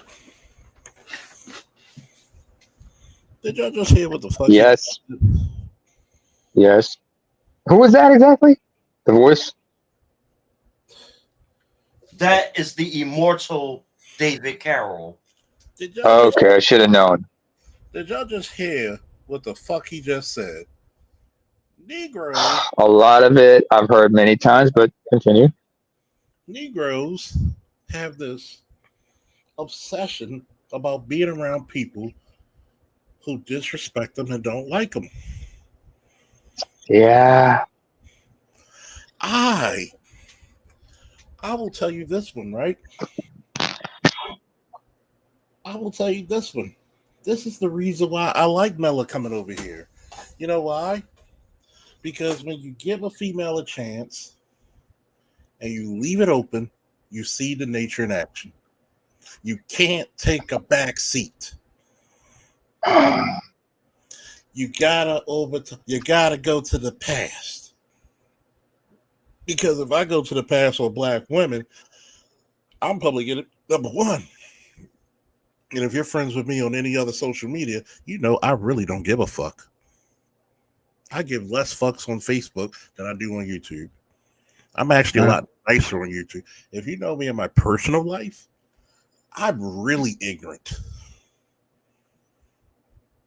I'm so blunt and ignorant. Friends will tell other friends in our group shit before they tell me because they're going to get the reels. At some point, some of the realest shit I've heard was that from 0 to 17, blame your parents. 18, that's all you, nigga. I like to say 16 is all you because you're old enough to emancipate your goddamn self. But this is the reason why. You notice all these races of people. Go back to this shit. Look where they are in the social economic hierarchy.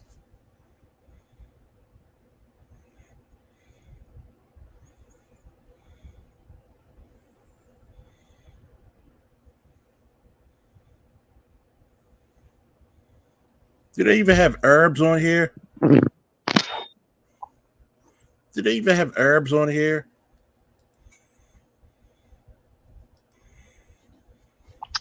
There was something also David Carroll mentioned, and this is something I remember Snowman in the morning talked about. A lot of black businesses have to deal with motherfuckers wanting a hookup instead of supporting their business. And I'm gonna tell you what the biggest problem of it is, right? It's because black people have a greater than, less than eyesight. And you've been taught this subconsciously for centuries. A group of white boys coming out of the mall, oh, they're just nothing. Group of black kids, even the blackest niggas start shaking. Looking for exits. Looking to go away.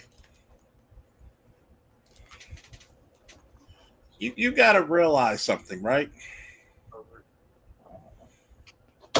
That white man, that Asian man, that Arab man knows. And we talking about the lesser than white man. Because trust me, I'm going to just tell this now. If a white man can get the hottest white bitch he can, you think he messing with a black chick? No. Bishop Bullwinkle? Hell no. To the no. Hell to the nah. He gets the hottest Arab chick in the planet. You think he messing with a black chick? Should I start dropping names? They would Asian man? No. Shit. But a black man will deal with some of the worst of their women and think we got something. I've always said it. Don't you ever be blue pill for any other race of woman while you red pill for yours. You treat them all the same. And this is the one thing about it. No. See, this is where you got to be correct. I didn't say sleep. I said be with. Meaning relationship. He'll smash that black chick, but he won't put a ring on it. Travis Kelce, anyone? Yeah, I said it. But you got to understand something. Every other race of people, when they come to this country, can set up shop and business and your shit, but you. Mm-hmm. And have the network to support them. And it's fuck a network. Because Baltimore's a perfect example. How the fuck do you have a greater network than my parents who were here? How the fuck is it? You can't give... Black people don't understand the value They just understand the price. This is the reason why I said earlier the greatest sin we ever did was listen to. Wait. Can you repeat that from the niggas in the back? Black people, what? Black people don't understand the value. They only understand the price. Am I lying? That's what I said. You're 100% correct. That's why I said what I said about the whole business thing. When black people talk about businesses, they're talking about some nigga with a suit and a briefcase on the 50th floor of some goddamn building in Manhattan, some fucking where. That's what they talking about. They're not talking about a nigga with a hot dog stand, a nigga with a tire shop, a nigga with a dry cleaner. They're not talking about that. Damn, dude, come on. Mute your mic. I'm already muted. Like this is why I'm so sick of these pie in the sky discussions all the time. Black Wall Street. We need black business. Trump gonna put us in slavery. That's why you're on the fucking bottom. And when in doubt, blame black men. Well, black women, no disrespect, but how many fucking more decades are you gonna do that? Because you're losing. What year is it gonna be before you change your strategy? The Your year kids never. can't fucking read, and they're getting rid of welfare. A lot of your daughters from the 80s, 90s, early 2000s, that's all they wanted to do. They would drop out of high school, get pregnant, and get on a fucking housing list. Now that's going away. What now? Now you're gonna have to shut the fuck up or be homeless. Enjoy the women's shelter. I mean, here's the crazy part, right? What was it Kevin Samuels said? UPS is hiring? Here's the part. When you can't hack it where your gender is supposed to be the top of, that shows how much you really suck. And let's talk about this, right? A lot of motherfuckers don't understand this one rule of thumb. Your black ass translated into like just notes to have the picture there. Who's watching TV? It's not me. I already got him. You gotta understand something. When your black ass can't even make a business in your neighborhood, you don't run the neighborhood. This is the reason why single motherhood is a disease. Okay? People say, well, you get ready for Trump with the tariffs. I was hoping my boy would come on the other night who wanted to debate me about the tariffs so I could embarrass him. So you telling me we shouldn't find out how much we get charged by other countries? Last time I checked, CNN told us not to look. Last time I checked, why are you more worried about the Epstein files than what the fuck you getting charged by other countries? Well, how could we get open up what the fuck? Do you really want the Epstein files to open up? Damn. Do you really want that Epstein files, the Diddy tapes, all this stupid shit that niggas get caught up in? I said, that's nigga shit. I said, let's say you got world leaders on that Epstein shit. Are you willing to pay the price for when all these leaders have to step down and now you're going to have a void of power? And what you going to do if they don't step down? You going to attack their Twitter page? What you going to do? What you going to do? Like, see, this No, is the babe, that's too much common sense. You know what? I pray to God, y'all going to call coming soon. I'm going to get so pissed off. I'm going to invoke the spirit of David Carroll. And the two things I still believe to this day, my father even said, you know what? You're absolutely right. Two things the black man never understood was power and freedom. Two things black men in a general sense never understood was power and freedom. That's some heavy shit, isn't it? Because right now, there guys like Bay, BGS, Art New Style, AB, and others should be supported so cold-heartedly for researching shit that they don't need to work a regular job. We support them. They don't have to worry about shadow ban because we support them. Y'all did at one point. Exactly. I appreciate it. I greatly appreciate it. And here's the thing. Hell, there's times Bay hit me off with shit, and so did ABM, so did Electrician 480, and still do. Because I know who I am. I know my place in the manosphere. I'm the renegade. I'm the god of war. I don't give a fuck. I'm past the point of being diplomatic about this shit. I was not the guy you sent in Iraq to be diplomatic. I was the guy to send in when shit just went out of order. If that village shoots at one American guard tower, go fuck them up. That was the only orders we were given sometimes. Fuck them up. But I get questioned. I get questioned on how black I am because I wear a blue uniform. I wore a green uniform. I ask these motherfuckers, how the fuck you question me when a nigga's down on fucking North Avenue selling fucking poison and you take it gladly? I ain't never sell poison to my people. You got child molesters in your neighborhood and you okay about it. You got a whoring bitch, got 5 kids, starving her kids, you ain't do shit about it.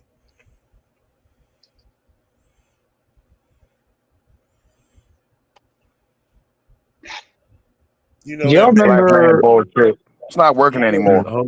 You know that motherfucker down there beating the shit out of his wife. What you do about it? Mm. But all the things I named, I did something about it. More than once. But I'm not represented as a hero in my community. I'm the enemy. And you shouldn't be recognized according to her. Because you're an egomaniac, apparently. I'm an egomaniac. Let me ask you something. Who's the most popular superhero of all time? Batman. Superman. Even to this day. Okay. Superman's symbol is just as right next to the Christian cross. True. Matter of fact, it's one of the top passwords on. Don't ever put Superman as your password. In emails. That was Jesse the Body Ventura's nickname when he was part of the Mongols motorcycle group. I want you to realize something. Who's one of the most humble superheroes of all time? Oh, Superman. that's got to be Superman. Who's one of the most powerful superheroes of all time? Superman. Notice the correlation? The big blue Boy Scout. He's the big gun. Mm-hmm. I'm going to ask this question, and I want everybody to unmute real quick. What's the big gun for the black community? Ooh. You? Where's the saviors? Where's the heroes? Well, they asking us to hit their PayPal 3 times in a row. I guess.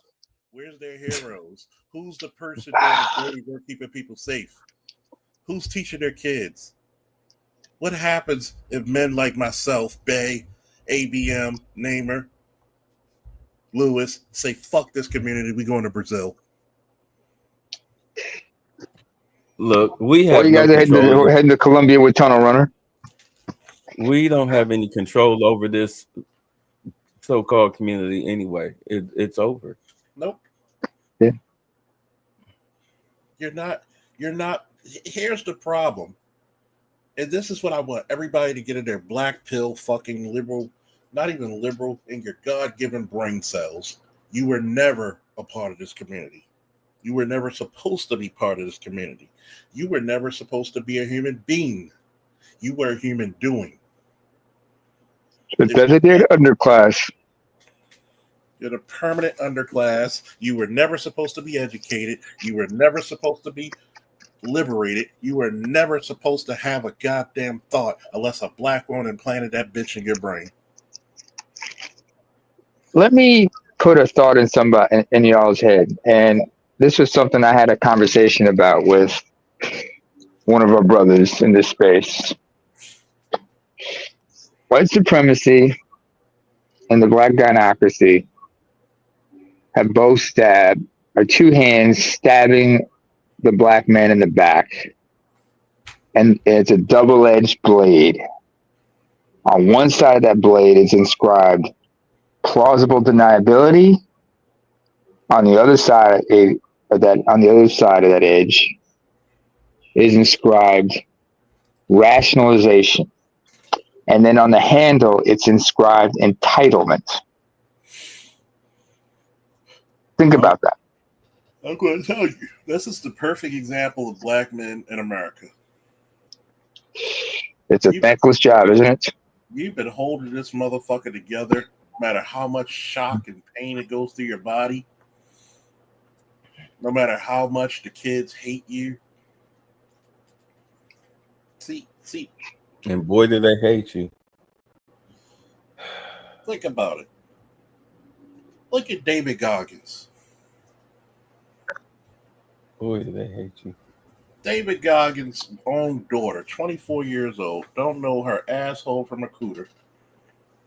Gonna listen to her mother and try to say, well, he wasn't a good father. He left. He gave you almost $1 million in a trust. Paid, got out the military.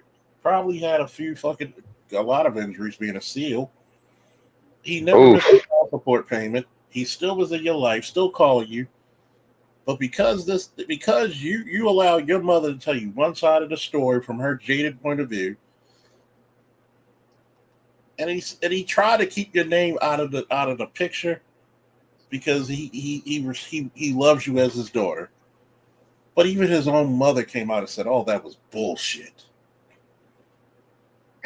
He tried to protect his child, but you don't know it that way. All that is bullshit. Charles, do you remember the show Rock with Charles S. Dutton? Yeah, filmed in my city. Where do you think he's from? Yeah, of course. Yeah, I know. But you remember there was that episode where, he had to take it when he was taking in Heavy D's kid, and then he took Heavy D's daughter to visit him in prison. And he had to explain to her why things happened the way they did. And that he had to do what he did to protect her from her drug-addicted mother. Do you know? And she didn't understand it until he explained it to her. Do you know? One, Charles S. Dutton should be he should be a Precious Gem in Baltimore. Him, Rocky Carroll, that entire cast. I'm going to tell you this, man, and ABM is probably gonna choke his fucking mic when he clicks back on. It's a goddamn shame that a Baltimore child don't even know who fucking Reginald F. Lewis is. Who? Reginald F. Lewis. Explain. I mean, We're not Baltimorean, so help us. Oh yeah, let me pull him up real quick. Reginald F. Lewis. Looking him up right now.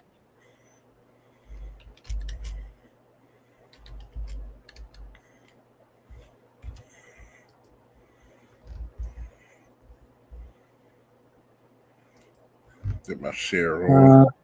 Get your motherfucking share on. Let me see. Share this. Reggie Lewis. Right here. Baltimore, Maryland. Estimated. This is back in 93. He was worth what? $400 million. One of the richest black Americans in the 80s. The first African American to build $1 billion company. Born in 1942, died in 1993. Wow. I want you to think about that, right? Mm-hmm. But how many kids want to be fucking rappers? That's where the immediate cash is, where they think. The first African American to build. Let's do a calculator. What year was that? 400 million in fucking 93, right? Uh-huh. How much is 400 million from 1993 in today's money? I got just for inflation. How much would that be? Almost $1 billion. 800. Let me see. 894 million. Mm. It's almost a billionaire. And this is the 90s. Good God. Now look what he got. Virginia University, Virginia State, graduate of Harvard Law School. Where was he born? His father, small-time business owner. His mother, teacher. You ever notice how these women who were teachers back in the day raised some exceptional children? Mm-hmm. They taught them financial literacy for starters. By the age, says here by age. In all honesty, Oh, that is the biggest problem, is that we Mhm. do not have financial literacy. They make sure they don't teach you that in these schools. Look what he did. By the age of 9, his father and mother divorced. Lewis grew up in a middle-class neighborhood, but earned his own money as a paperboy delivering papers of the Baltimore African-American newspaper. And this is 1950s. This route, he soon built his own route to 100 customers, and later sold it for profit, even though he really didn't own it. Real, hey, savvy. He attended Baltimore's Catholic school until high school when he was rejected by the white Catholic high school in 1950. Oh. That's ice to an Went to Dunbar High. Okay. That's ice to an Eskimo right there. That's business savvy. Yeah. At fucking 19 years old, he had enough business savvy to sell his route, and he didn't even own the bitch. Look at this. More like when he was like 11 or something like that, but yeah. He attended Baltimore Catholic high schools until high school, when he was rejected by the white Catholic schools. Fuck you, Catholics. In 54. In 54. Then he chose the radically segregated Dunbar High School in Baltimore, which is all black now. At Dunbar, he started as quarterback for the football team and played shortstop for the varsity baseball team, and was a forward on the basketball team, and was captain of all three. He won a football scholarship for Virginia Tech, joined Alpha Phi, like the Alpha Phi chapter of Kappa Alpha Psi, while an undergrad student. After graduating with a degree in political science in 1965, he took part of a summer program at Harvard that was set up by the Rockefeller Foundation that introduced African American kids to the study of law. He made such an impression that Harvard invited him to the school that fall. At the time, this made him the only person in 148-year history of Harvard Law School to be accepted before even applying. He even completed his Juris Doctorate at Harvard in 1968. God damn. He would have been 24. No, 26. 25, 26. Oh, right. Did you not catch all that racism that was holding him back? Oh, wow. Wow. And what did he do? Keep on pushing forward. Yeah. Career says recruited to top New York law firm Paul Rice, Rifkin, Wharton, and Garrison LLP immediately after law school. Lewis left to start his own firm 2 years later. After 15 years as a corporate lawyer with his own practice, he moved to the other side of the table by creating TLC Group LP, a private equity firm, in 1983.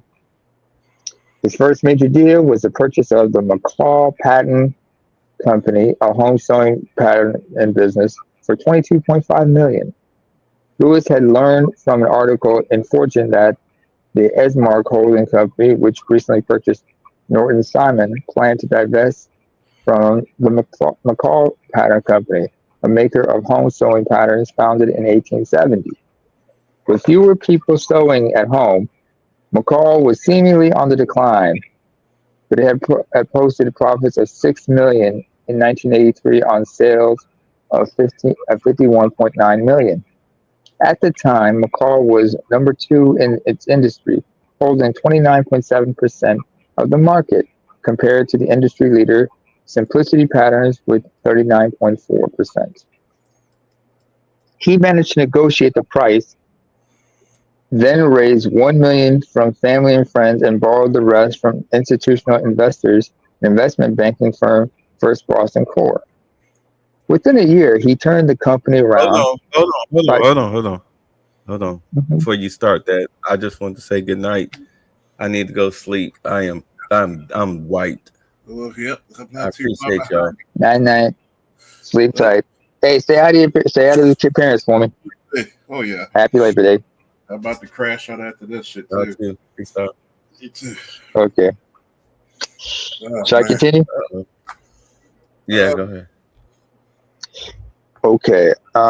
Within a year, he turned the company around by freeing capital tied in fixed assets such as buildings and machinery, and finding a new use for machinery during downtime by manufacturing greeting cards. He then started to recruit managers from rival companies. He strengthened McCall by containing costs, improving quality, beginning to export to China, and emphasizing new product introductions. This combination led to the company's most profitable year in its history, with the addition of McCall Real Estate worth an estimated $6 million that the company retained ownership. He later sold McCall at a 90-to-1 return, resulting in a tremendous profit for investors. Lewis's share was 81.7% of the $90 million. In 1987, Lewis bought Beatrice International Foods from Beatrice Companies for $985 million, renaming it TLC Beatrice International Holdings, Inc., a snack food, beverage, and grocery store conglomerate that was the largest African American owned and managed business in the U.S. The deal partly was financed through Mike Milken of the Maverick Investment Bank, Drexel Burnham Lambert. In order to reduce the amount needed to finance the leveraged buyout, Lewis planned to sell some of the division's assets simultaneous with the takeover. When TLC Beatrice reported a revenue of $1.8 billion in 1987, it became the first Black-owned company to have more than $1 billion in annual sales. At its peak in 1996, TLC Beatrice International Holdings Incorporated had sales of $2.2 billion and was number 512 on Fortune's magazine's list of 1,000 largest companies. So I'm going to tell you something. This guy here, let's show a picture of him.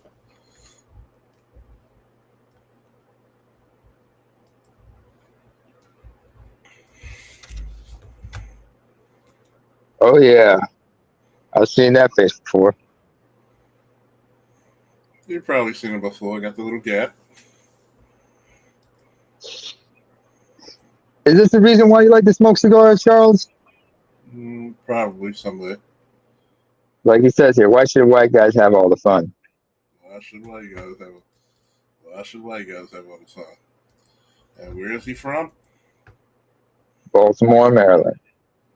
So why can't kids see his goddamn face and be proud to be a Baltimorean? So what does he say? Why should white guys have all the fun? I was looking at his personal life, and it says here on his personal life, Lewis was married to. Oh, I wish Snowman was here because we would have the soundboard for this. But hey, I'll improvise. Lewis is married to Loida Nicholas Lewis, a Filipino lawyer. Dun, dun, dun. They had 2 daughters, dun, dun, dun, named Leslie and Christina. Lewis was Catholic. Da, da, da. And right there, that's where everybody's probably gonna, get their panties in a bunch, or their thongs in a knot, because he didn't marry black. Just like the same bullshit black women be given regarding one of Robert Smith when he paid the tuitions of some, how many Morehouse graduates You know whose student loans did he pay off? Almost 500. 500 Morehouse graduates had their student loans and tuition fees covered by Robert Smith, which was one of the biggest givebacks. But no, they want to just, but no, black women just want to, shit on him because he was married to a white woman. If anybody's in Baltimore, that's the museum right there downtown. Mm-hmm. Big old museum. That's a beautiful sight. How many times are you taking Peanut there? Not yet, but I'm gonna take him now since he's gonna appreciate it more. Took him to other. How old were you when you first set foot in there? It's relatively new. It's relatively new. It's been around since 5 years, so I got to go there my damn self. So a lot of times, that's just showing just the pride of just one city. There's a damn shame that you should not have kids in the Baltimore area. We have literally the first black man to own $1 billion company. Mm-hmm. But what do most black kids look up to? Jackass. They don't want to see it. They don't want to look at Richard Lewis. You know what they want to look up to? A Stringer Bell, or Avon Clarksdale, or Marlo Stanfield. Fictional characters based on what was going on in Baltimore at that time. I'm so sorry, cousin. Am I wrong for what I said? No. It is sad too because you got all that shit for black men and black boys to look up to. And this is what you get. I'm gonna get the fuck in the bed, fellas. I catch y'all on a flip. Woo! Let's get out of here. Bye bye.